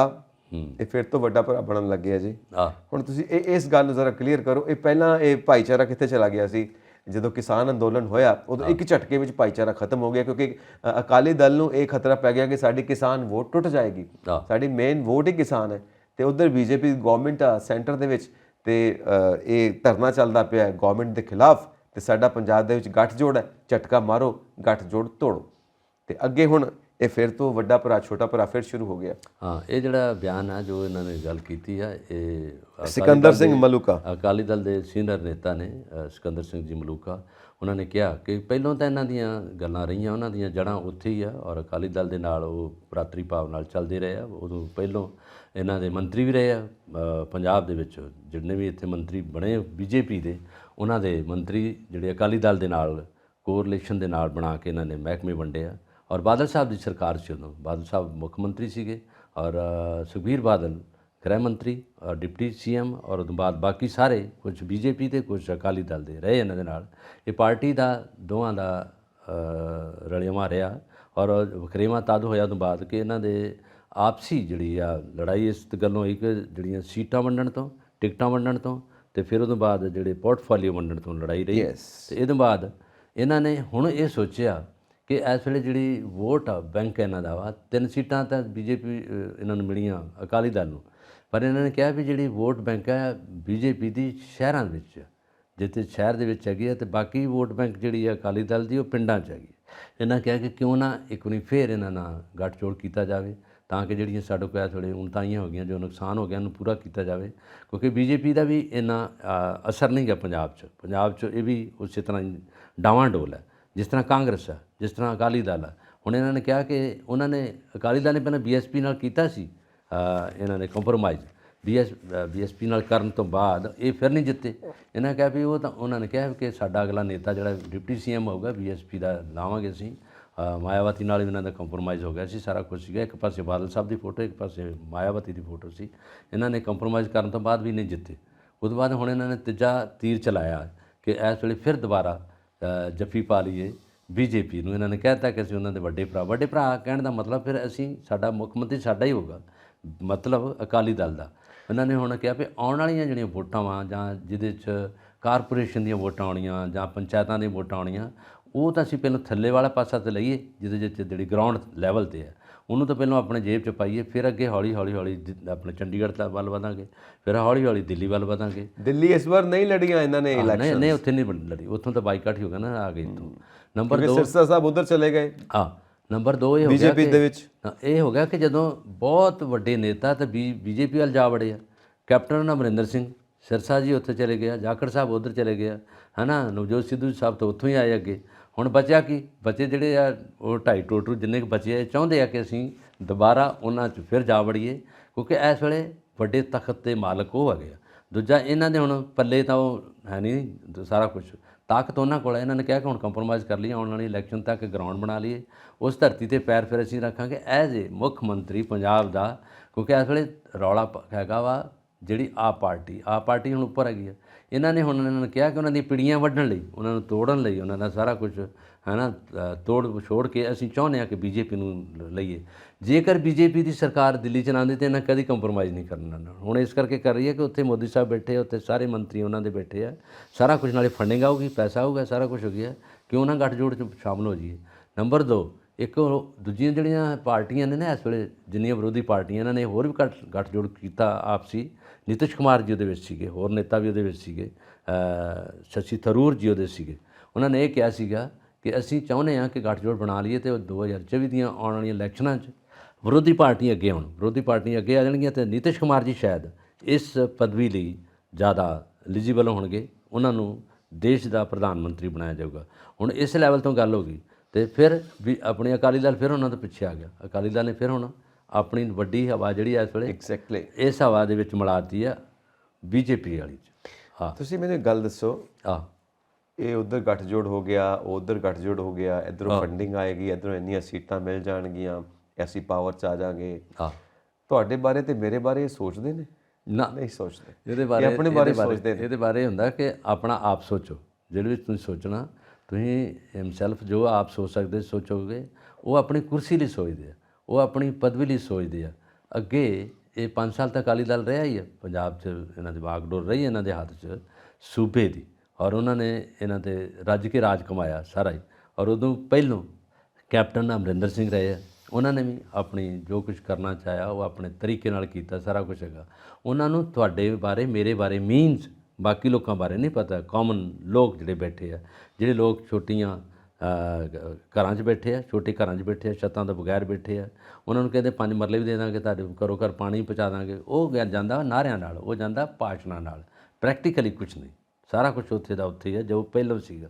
ਜਿਸ ਤਰ੍ਹਾਂ ਅੱਗੇ ਲੋਕ ਭੁੱਖ ਨਾਲ ਘੁਲਦੇ ਸੀ, ਹੁਣ ਉਸੇ ਤਰ੍ਹਾਂ ਭੁੱਖ ਨਾਲ ਘੁਲ ਰਹੇ ਆ। ਉਹ ਕਹਿੰਦੇ ਨੇ ਕਿ ਯਾਰ ਸਾਡਾ ਮੁੰਡਾ ਬੜਾ ਵੱਡਾ ਹੋ ਗਿਆ, ਆਂਦਾ ਕੀ ਗੱਲ, ਆਂਦਾ ਉਹ ਬੜਾ ਇਸ ਵੇਲੇ ਘੁਲਦਾ, ਆਂਦਾ ਪਹਿਲਵਾਨ ਬਣ ਗਿਆ। ਕਹਿੰਦਾ ਸਮਝ ਲਓ ਪਹਿਲਵਾਨ ਨਹੀਂ, ਆਂਦੇ ਕੀ ਘੁਲਦਾ, ਆਂਦਾ ਸਾਰੀ ਦਿਹਾੜੀ ਭੁੱਖ ਨਾਲ ਹੀ ਘੁਲਦਾ, ਵੀ ਕੰਮ ਕੋਈ ਹੈ ਨਹੀਂ, ਬੇਰੁਜ਼ਗਾਰੀ ਆ। ਉਹ ਹਾਲ ਆ, ਇਹ ਹਾਲ ਇਹਨਾਂ ਸਰਕਾਰਾਂ ਕਹਿੰਦੇ ਨੇ ਨਾ, ਇੱਕ ਕਹਾਵਤ ਹੈ, a politician thinks about the next election, a statesman thinks about the next generation. ਉਹਨੇ ਨੈਕਸਟ ਜਨਰੇਸ਼ਨ ਬਾਰੇ ਸੋਚਣ ਵਾਲਾ ਸਟੇਟਸਮੈਨ ਕਿੱਥੋਂ ਲਿਆਈਏ? ਸਾਰੇ ਜਾਣੇ ਇਲੈਕਸ਼ਨਸ ਬਾਰੇ ਸੋਚਦੇ ਰਹਿੰਦੇ ਨੇ, ਔਰ ਉਹਦੇ ਵਾਸਤੇ ਹੀ ਸਾਰਾ ਜੋੜ ਘਟਾਓ ਹੁੰਦਾ ਰਹਿੰਦਾ, ਸਾਰਾ ਮੈਥਮੈਟਿਕਸ ਉੱਥੇ ਚੱਲਦਾ ਇਹਨਾਂ ਦਾ। ਸੋ ਕੋਈ ਹੋਏਗਾ ਵੀ ਜਿਹੜਾ ਸਾਡੇ ਬਾਰੇ ਵੀ ਸੋਚੇਗਾ, ਤੁਹਾਡੇ ਬਾਰੇ, ਮੇਰੇ ਬਾਰੇ, ਕਿਉਂਕਿ ਤੁਸੀਂ ਭਵਿੱਖਬਾਣੀ ਕਰ ਦਿੰਦੇ ਨਾ, ਇਹ ਤੋਂ ਵੀ ਡਰ ਲੱਗਦਾ ਨਵੀਂ ਭਵਿੱਖਬਾਣੀ ਨਾ ਹੋ ਜਾਵੇ, ਸੱਚ ਨਾ ਹੋ ਜਾਏ ਕਿਤੇ। ਸੱਚ ਹੁਣ 2024 ਚ ਵੇਖੋ ਵੀ ਕੀ ਗੱਲ ਹੁੰਦਾ, ਕਿਸ ਭਾਅ ਤੁਲਦਾ ਸਾਰਾ ਕੁਝ। ਠੀਕ ਹੈ ਜੀ, ਹੁਣ ਅੱਗੇ ਆਪਾਂ ਤੁਰਦੀਏ ਜੀ। ਅੱਗੇ ਤੁਰਦੇ ਹਾਂ ਜੀ। ਪੰਜਾਬ ਪੁਲਿਸ ਵੱਲੋਂ ਸੂਬੇ ਭਰ ਵਿੱਚ ਚਲਾਈਆਂ ਗਈਆਂ ਜਿਹੜੀਆਂ ਮੁਹਿੰਮ ਦੀਆਂ ਨੇ, ਤਲਾਸ਼ੀ ਆਪਰੇਸ਼ਨ ਚਲਾਏ ਗਏ ਨੇ, ਡ੍ਰਿਲਿੰਗ ਕੀਤੀ ਗਈ ਹੈ, ਇੱਕ ਅਭਿਆਸ ਕੀਤਾ ਗਿਆ। ਕਹਿੰਦੇ ਨੇ ਕਿ ਉਹਦਾ ਇੱਕ ਵਧੀਆ ਰਿਸਪੌਂਸ ਆਇਆ, ਲੋਕਾਂ ਦੇ ਘਰ ਜਾ ਕੇ ਵੀ ਤਲਾਸ਼ੀ ਲਿੱਤੀ ਹੈ ਉਹਨਾਂ ਨੇ। ਹਾਂ, ਇਹ ਇਹਨਾਂ ਨੇ ਕੰਪੇਨ ਸ਼ੁਰੂ ਕੀਤੀ, ਆਪਰੇਸ਼ਨ ਸ਼ੁਰੂ ਕੀਤਾ, ਜਿਹਦੇ 'ਚ ਤਲਾਸ਼ੀ ਲਈ ਆ, ਜਿਹਦੇ 'ਚ ਤਸਕਰ ਜਿਹੜੇ ਨਸ਼ਾ ਵੇਚਣ ਵਾਲੇ ਆ ਉਹ ਕੁਝ ਫੜਿਆ, ਨਸ਼ਾ ਫੜਿਆ ਗਿਆ, ਵੈਪਨ ਫੜੇ ਗਿਆ, ਕਈ ਕੁਝ ਫੜਿਆ ਗਿਆ। ਪਰ ਉਹਦੇ ਵਿੱਚ ਆਮ ਲੋਕਾਂ ਦੀ ਰਾਏ ਜਿਹੜੀ ਹੈ ਇਸ ਗੱਲ ਦੇ ਉਲਟਾ। ਉਹ ਕਹਿੰਦੇ ਸੀ ਇਹਨਾਂ ਨੂੰ ਪਹਿਲਾਂ ਨਹੀਂ ਪਤਾ ਕਿ ਇੱਥੇ ਤਸਕਰ ਬੈਠੇ ਆ, ਇਹਨੂੰ MLA ਨੂੰ ਨਹੀਂ ਪਤਾ ਹੁੰਦਾ ਕਿ ਕਿੱਥੇ ਕੌਣ ਵੇਚ ਰਿਹਾ, ਕਿ SHO ਨੂੰ ਪਤਾ ਹੀ ਨਹੀਂ ਹੁੰਦਾ ਕਿ ਕੌਣ ਨਸ਼ਾ ਵੇਚ ਰਿਹਾ।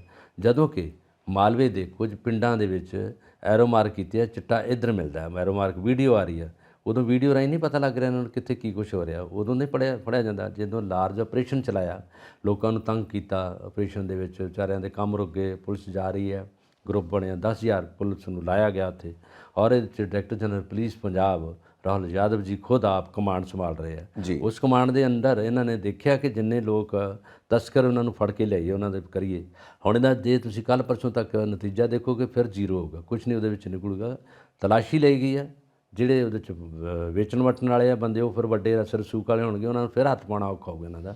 ਉਹਦੇ 'ਚ ਇਹ ਨਹੀਂ ਕਹਿ ਰਹੇ ਅਸੀਂ ਕਿ ਆਪ ਸਰਕਾਰ ਦੇ MLA ਹੋਣਗੇ, ਅਸੀਂ ਇਹ ਨਹੀਂ ਕਹਿ ਰਹੇ ਕਿ ਅਕਾਲੀ ਦਲ ਦੇ ਬੰਦੇ ਹੋਣਗੇ, ਅਸੀਂ ਇਹ ਨਹੀਂ ਕਹਿ ਰਹੇ ਕਿ ਕਾਂਗਰਸ ਵਾਲੇ ਹੋਣਗੇ, ਇਹਦੇ ਵਿੱਚ ਹੋਣਗੇ ਪੰਜਾਬ ਦੇ ਲੋਕ ਹੋਣਗੇ। ਅਸਰ ਰਸੂਖ ਦਾ ਮਤਲਬ ਹੈਗਾ ਜਿਹੜੇ ਅੱਜ ਤੋਂ ਨਹੀਂ ਪਹਿਲਾਂ ਤੋਂ ਨਸ਼ਾ ਵੇਚ ਰਹੇ ਆ, ਔਰ ਉਹਨਾਂ ਦਾ ਇਹ ਧੰਦਾ ਬਣਿਆ ਹੈਗਾ। ਉਹਦੇ 'ਚ ਜਵਾਨੀਆਂ ਗਰਕ ਹੋ ਗਈਆਂ, ਪੰਜਾਬ ਦਾ ਸਾਰਾ ਹੀ ਦਲਦਲ 'ਚ ਫਸ ਗਿਆ ਨਸ਼ੇ ਦੀਆਂ 'ਚ। ਔਰ ਹੁਣ ਇਹਨਾਂ ਨੂੰ ਥੋੜ੍ਹਾ ਜਿਹਾ ਚੇਤਾ ਰਿਹਾ, ਆਪਰੇਸ਼ਨ ਚਲਾ ਦਿਓ, ਉਹ ਕਰ ਦਿਓ, ਫਲਾਣਾ ਕਰ ਦਿਓ। ਜਦੋਂ ਕਿ ਇੰਟੈਲੀਜੈਂਸ ਦੇ ਹੈੱਡਕੁਆਟਰ 'ਚ ਹੀ ਚਲਾਤਾ ਉਹਨਾਂ ਨੇ ਗਰਨੇਡ, ਉੱਥੇ ਸਾਰਾ ਕੁਝ ਹੋਇਆ। ਉਦੋਂ ਮਸਾਂ ਵਾਲ ਬਚੇ ਆ, ਔਰ ਉਦੋਂ ਬਾਅਦ ਫਿਰ ਤਸ਼ੱਦਦ 'ਤੇ ਸਾਰਾ ਕੁਝ ਹੁੰਦਾ। ਫਿਰ ਇਹਨੂੰ ਇਸ ਤਰੀਕੇ ਨਾਲ ਹਾਈਲਾਈਟ ਕਰਦੇ ਆ ਕਿ ਅਸੀਂ ਫਿਰ ਕੰਟਰੋਲ ਕਰ ਲਿਆ। ਕੰਟਰੋਲ ਹੋਣਾ ਵੱਖਰੀ ਗੱਲ ਆ, ਉਹ ਤਾਂ ਹੈਗਾ ਹੀ ਆ, ਪਰ ਉਹਨੂੰ ਬੂਸਟ ਕਰਨ 'ਚ ਵੀ ਇਹਨਾਂ ਦਾ ਰੋਲ ਹੈਗਾ, ਉਹਨੂੰ ਅੱਗੇ ਵਧਾਉਣ 'ਚ ਵੀ ਇਹਨਾਂ ਦਾ ਰੋਲ ਹੈਗਾ, ਸਾਰਾ ਕੁਝ ਹੈਗਾ। ਜਦੋਂ ਕਿ ਕਈ MLA ਫੜੇ ਗਏ, ਉਹਨਾਂ 'ਤੇ ਕੇਸ ਚੱਲ ਰਹੇ ਆ, ਕਈ ਉਹ 'ਚ SHO ਫੜੇ ਜਾ ਰਹੇ ਆ, ਕਈ ਜ਼ਿਲ੍ਹਿਆਂ ਦੇ ਜਿਹੜੇ ਜੇਲ੍ਹ ਖਾਨਿਆਂ 'ਚ ਸੁਪਰਡੈਂਟ ਜਿਹੜੇ ਹੈਗੇ ਡਿਪਟੀ ਸੁਪਰਡੈਂਟ ਉਹ ਵੀ ਫੜੇ ਗਏ, ਉਹਨਾਂ 'ਚ ਨਸ਼ਾ, ਉਹਨਾਂ ਕੋਲ ਵੈਪਨ, ਉਹਨਾਂ ਕੋਲ ਕਈ ਕੁਛ ਉਹਨਾਂ ਦੇ ਕੇਸ ਚੱਲ ਰਹੇ ਆ।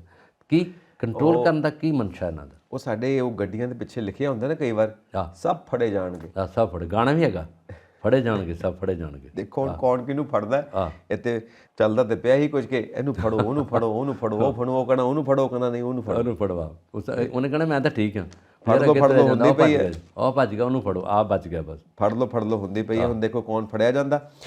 ਆਪਾਂ ਅੱਗੇ ਤੁਰੀਏ ਕਿਉਂਕਿ ਪੁਲਿਸ ਨੂੰ ਆਪਾਂ ਕਾਫੀ ਡਿਸਕਸ ਕਰਦੇ ਰਹਿੰਦੇ ਹਾਂ। ਹੁਣ ਆਈ ਥਿੰਕ ਕਿ ਤੁਸੀਂ ਬਹੁਤ ਸਾਡੇ ਦਰਸ਼ਕਾਂ ਨੂੰ ਪਤਾ, ਵੈਸੇ ਸਾਡਾ ਕਹਿਣ ਦਾ ਮਤਲਬ ਵਿਚਾਰ ਦੇ ਦਿੱਤੇ ਨੇ। ਹੁਣ ਕੌਣ ਨਹੀਂ ਜਾਣਦਾ ਪੰਜਾਬ ਪੁਲਿਸ ਬਾਰੇ, ਇਹਨਾਂ ਨੂੰ ਸਮਝ ਹੈਗੀ ਆ ਕਿ ਕਿਸ ਤਰ੍ਹਾਂ ਕੰਟਰੋਲ ਕਰ ਰਿਹਾ, ਡਿਊਟੀ ਵੀ ਨਿਭਾ ਰਿਹਾ, ਕੰਮ ਵੀ ਉਲਟੇ ਹੋ ਰਿਹਾ, ਚੰਗਾ ਵੀ ਕਰ ਰਿਹਾ, ਮਾੜਾ ਵੀ ਕਰ ਰਿਹਾ, ਕਈ ਕੁਝ ਹੋ ਰਿਹਾ, ਮਿਕਸ ਹੈ। ਇਹਨਾਂ ਦੇ ਵੀ ਕਸੂਰ ਨਹੀਂ।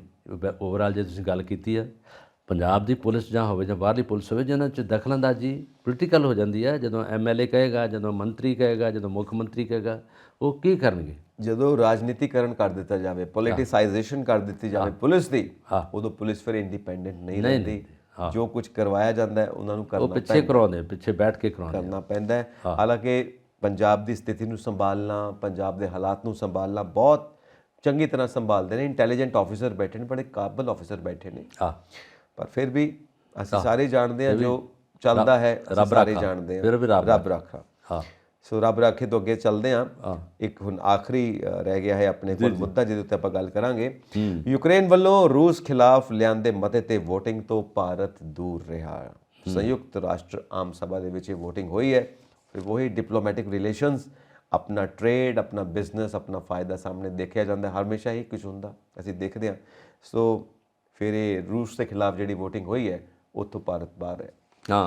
ਜਿਹੜੀ ਆਮ ਸਭਾ 'ਚ VOTING ਹੋਈ ਹੈ, ਉਹਦੇ 'ਚ ਸਾਰੇ ਦੇਸ਼ਾਂ ਨੇ ਸ਼ਾਮਲ ਹੋ ਕੇ ਇਸ ਮਸਲੇ ਨੂੰ ਠੱਲਣ ਲਈ, ਰੋਕਣ ਲਈ ਬੜਾ ਕੁਝ ਕੀਤਾ, VOTING ਕੀਤੀ ਹੈ। 94 ਫੇਵਰ 'ਚ ਆਈਆਂ, 24 ਵੋਟਾਂ ਜਿਹੜੀਆਂ ਉਲਟ ਗਈਆਂ, ਔਰ ਜਿਹਦੇ ਵਿੱਚ ਭਾਰਤ ਨਾ ਇੱਧਰ ਨਾ ਉੱਧਰ, ਹੈ ਨਾ, ਨਿਊਟਰਲ, ਦੋ ਪਾਸੇ, ਦੋ ਘਰਾਂ ਦਾ ਪ੍ਰਾਹੁਣਾ, ਨਾ ਉਸ ਘਰ ਦਾ ਪ੍ਰਾਹੁਣਾ ਰਿਹਾ, ਨਾ ਉਸ ਘਰ ਦਾ ਰਿਹਾ। ਹਾਲਾਂਕਿ ਯੂਕਰੇਨ ਐਕਸਪੈਕਟ ਕਰਦਾ ਕਿ ਹਿਊਮਨ ਲਾਈਫ ਮੈਟਰਸ, ਔਰ ਭਾਰਤ ਇੱਕ ਬਹੁਤ ਵੱਡਾ ਰੁਤਬਾ ਰੱਖਦਾ ਪੂਰੀ ਦੁਨੀਆ ਦੇ ਵਿੱਚ, ਔਰ ਭਾਰਤ ਦਾਅਵਾ ਕਰਦਾ ਹੈ ਕਿ ਅਸੀਂ ਵਿਸ਼ਵ ਗੁਰੂ ਬਣਨਾ ਹੈ, ਔਰ ਵਿਸ਼ਵ ਗੁਰੂ ਬਣਨਾ ਇਸ ਰਾਹ ਤੇ ਤੁਰਦੇ ਹੋਏ ਤੁਸੀਂ ਨਿਊਟਰਲ ਹੋ। ਜਦੋਂ ਜਾਤੀ ਹੋ ਰਹੀ ਹੋਵੇ ਨਾ, ਜਦੋਂ ਕਿਸੇ ਛੋਟੇ ਬੰਦੇ ਨੂੰ ਵੱਡਾ ਬੰਦਾ ਮਾਰ ਰਿਹਾ ਹੋਵੇ, ਕੁੱਟ ਰਿਹਾ ਹੋਵੇ, ਤੇ ਤੁਸੀਂ ਨਾਲ ਦੀ ਲੰਘ ਰਹੇ ਹੋ, ਹੈ ਕਿ ਨਹੀਂ? ਤੁਹਾਡੀ ਵੀ ਹਸੀਅਤ ਹੋਵੇ, ਤੁਸੀਂ ਵੀ ਇੱਕ ਵੱਡੀ ਸ਼ਖਸੀਅਤ ਹੋ, ਤੇ ਤੁਸੀਂ ਅੱਖਾਂ ਬੰਦ ਕਰਕੇ ਨਾਲ ਦੀ ਲੰਘ ਜਾਓ, ਇਹ ਇਨਸਾਨੀਅਤ ਨੇ। ਐਕਚੁਅਲੀ PM ਮੋਦੀ ਵੀ ਕਹਿ ਰਹੇ ਨੇ G20 ਦੇ ਵਿੱਚ, ਉਹਨਾਂ ਨੇ ਕਿਹਾ ਕਿ ਕੋਈ ਕੂਟਨੀਤਿਕ ਹੱਲ ਨਿਕਲਣਾ ਚਾਹੀਦਾ ਹੈ ਇਸ ਯੁੱਧ ਦਾ। ਹੁਣ ਕੂਟਨੀਤਿਕ ਹੱਲ ਤੇ ਇਹ ਹੈ ਕਿ ਸਮਝੌਤਾ ਤੁਸੀਂ ਕਿਸ ਪੁਆਇੰਟ ਤੇ ਕਰਦੇ ਹੋ, ਕਿ ਉਹਦੇ 'ਚ ਯੂਕਰੇਨ ਦਾ ਵੀ ਫਾਇਦਾ, ਰਸ਼ੀਆ ਦਾ ਵੀ ਫਾਇਦਾ, ਔਰ ਜਿਹੜਾ ਨਾਟੋ ਦਾ ਖਤਰਾ ਮੰਡਰਾਉਂਦਾ ਪਿਆ, ਜਿਸ ਤੋਂ ਰਸ਼ੀਆ ਇਹ ਸੋਚਦਾ ਹੈ ਕਿ ਮੇਰੇ ਉੱਤੇ ਕਿਤੇ ਹਮਲਾ ਨਾ ਹੋ ਜਾਵੇ, ਕਿਉਂਕਿ ਮੇਰੀਆਂ ਜੜ੍ਹਾਂ 'ਚ ਆ ਕੇ ਬਹਿ ਜਾਣਗੇ ਨਾਟੋ ਵਾਲੇ, ਜੇ ਯੂਕਰੇਨ ਉਹਨਾਂ ਦਾ ਹਿੱਸਾ ਬਣ ਗਿਆ, ਉੱਥੇ ਕੀ ਸਮਝੌਤਾ ਪੋਸੀਬਲ ਹੋ ਸਕਦਾ? ਇਹਦੇ ਵਿੱਚ ਭਾਰਤ ਦਾ ਤਾਂ ਜਿਹੜਾ ਰੋਲ ਹੈਗਾ, ਬਾਕੀ ਮੁਲਕ ਵੀ ਨਹੀਂ ਰਹੇ, ਬੰਗਲਾਦੇਸ਼ ਵੀ ਇਹਦੇ 'ਚ ਨਹੀਂ ਆਇਆ, ਨੇਪਾਲ ਨਹੀਂ ਆਇਆ, ਪਾਕਿਸਤਾਨ ਨਹੀਂ ਆਇਆ, ਅਫਗਾਨਿਸਤਾਨ ਜਿਹੜੇ ਕਿ ਇਹਦੇ ਮੈਂਬਰ ਸੀਗੇ, ਉਹਨਾਂ ਨਹੀਂ, ਜਿਹੜੇ ਛੋਟੇ ਕੰਟਰੀ ਆ, ਉਹਨਾਂ ਨਹੀਂ ਕਿਸੇ ਪਾਸੇ ਆਪਣਾ ਹੱਕ ਦਿਖਾਇਆ, ਜਦੋਂ ਕਿ ਇਹਨਾਂ ਨੂੰ ਦਿਖਾਉਣਾ ਚਾਹੀਦਾ। ਜਦੋਂ 94 ਬਾਕੀ ਇੱਕ ਫੇਵਰ 'ਚ ਆ ਗਏ ਆ, ਔਰ ਇੱਕ ਛੋਟੇ ਦੇਸ਼ ਨੂੰ ਉਹਦੇ 'ਤੇ ਕਿੰਨਾ ਤਸ਼ੱਦਦ ਹੋ ਰਿਹਾ, ਬੱਚੇ ਮਰ ਰਹੇ ਆ, ਔਰਤਾਂ ਮਰ ਰਹੀਆਂ, ਔਰ ਘਰ ਵਿੱਚ ਸਾਰੇ ਦੇਸ਼ 'ਚ ਨੁਕਸਾਨ ਹੋ ਰਿਹਾ। ਤੇ ਜੇ ਇਹ ਨਹੀਂ ਗੱਲ ਕਰਨਗੇ ਤਾਂ ਫਿਰ ਨਾ ਉਹ 'ਚ ਨਾ ਸ਼ਾਮਲ ਹੋਣ ਵਾਲੀ ਗੱਲ ਹੈ, ਕਿ ਫਿਰ ਤਾਂ ਦੇਸ਼ ਦਾ ਨਾਂ ਹੀ ਆ, ਸਿਰਫ ਨਾਂ ਹੀ ਆ, ਔਰ ਉਹਦੇ 'ਚ ਜੇ ਤੁਸੀਂ ਇੱਧਰ ਨਹੀਂ ਉੱਧਰ ਨਹੀਂ ਹੋਗੇ, ਜਾਂ ਤਾਂ ਜੇ ਫਿਰ ਜਾਂ ਵਿਰੋਧਤਾ ਕਰ ਦਿੰਦੇ, ਜੇ ਨਹੀਂ ਕਰਨਾ ਕੁਛ ਦੂਜੇ ਪਾਸੇ ਆ ਜਾਂਦੇ, ਉਲਟ ਪਾਸੇ ਵੀ ਆ ਕੇ ਕੁਛ ਕਰਦੇ। ਔਰ ਮੋਦੀ ਸਾਹਿਬ ਤਾਂ ਉੱਥੇ ਗਏ, G20 'ਚ ਵੀ ਉਹਨਾਂ ਨੇ ਗੱਲ ਕੀਤੀ ਹੈ, ਪਰ ਉਹਦੇ ਬਾਵਜੂਦ ਵੀ ਹੁਣ ਆ ਕੇ ਇਹਨਾਂ ਨੇ ਉੱਥੋਂ ਪੈਰ ਪਿਛਾਂਹ ਕਰ ਲਿਆ। ਅੱਜ ਦੇ ਨਹੀਂ, ਜਦੋਂ ਦੀ ਲੜਾਈ ਲੱਗੀ ਆ ਨਾ, ਉਦੋਂ ਤੱਕ ਕੋਈ ਬਿਆਨਬਾਜ਼ੀ ਨਹੀਂ ਹੋਈ, ਕੁਛ ਨਹੀਂ ਕਿਹਾ ਗਿਆ। ਇਹਦੇ ਪਿੱਛੇ ਪ੍ਰੋਬਲਮ ਇਹ ਹੁੰਦੀ ਆ ਕਿ ਇਹਨਾਂ ਨੂੰ ਪਤਾ ਹੈ ਕਿ ਸੁਪਰ ਕੰਟਰੀ ਜਿਹੜੀਆਂ ਹੈਗੀਆਂ ਉਹ ਗੁੱਸੇ 'ਚ ਨਾ ਆ ਜਾਣ। ਰਸ਼ੀਆ ਨਾਲ ਤਾਂ ਇਹਦੇ ਉਹਨੇ ਸੰਬੰਧ ਹੈ ਨਹੀਂ, ਅਮਰੀਕਾ ਨਾਲ ਤਾਂ ਹੈ ਹੀ ਆ, ਇੰਗਲੈਂਡ ਨਾਲ ਤਾਂ ਹੈ ਹੀ ਆ ਨਾ, ਔਰ ਜਿਹੜੇ ਇੱਧਰੋਂ ਫੇਵਰ ਕਰ ਰਹੇ ਆ ਇਹਦੀ ਯੂਕਰੇਨ ਦੀ, ਉਹਨਾਂ ਨਾਲ ਤਾਂ ਇਹਨਾਂ ਦੀ ਗੱਠਜੋੜ ਹੈਗਾ, ਉਹਨਾਂ ਦੇ ਨਾਲ ਹੀ ਚੱਲ ਪੈਂਦੇ। ਹੁਣ ਨਾ ਉਹ ਪਾਸੇ ਤੇ ਨਾ ਉਹ ਪਾਸੇ, ਦੋ ਘਰਾਂ ਦਾ ਪ੍ਰਾਹੁਣਾ ਰਹਿ ਗਿਆ ਉਸ ਦਾ ਉੱਤੇ ਜੀ। ਚਲੋ ਹੁਣ ਆਪਾਂ ਅੱਗੇ ਚੱਲਦੇ ਹਾਂ, ਔਰ ਆਪਣੇ ਦਰਸ਼ਕਾਂ ਨੂੰ ਬਾਏ ਬਾਏ ਕਰਦੇ ਹਾਂ। ਜ਼ਰੂਰ ਔਰ ਉਮੀਦ ਕਰਦੇ ਹਾਂ ਕਿ ਤੁਸੀਂ ਆਪਣੇ ਵਿਚਾਰ ਸਾਨੂੰ ਜ਼ਰੂਰ ਇਨਬਾਕਸ ਕਰੋਗੇ, ਤੇ ਇਸ ਦੇ ਨਾਲ ਹੀ ਸਾਨੂੰ ਇਜਾਜ਼ਤ ਦਿਓ ਤੇ ਸਾਡਾ ਚੈਨਲ ਪੰਜਾਬ ਮੇਲ USA TV ਸਬਸਕ੍ਰਾਈਬ ਕਰੋ। ਚਲਿਏ ਬਲਕਾਰ ਜੀ। ਬਿਲਕੁਲ ਜੀ, ਸਤਿ ਸ਼੍ਰੀ ਅਕਾਲ।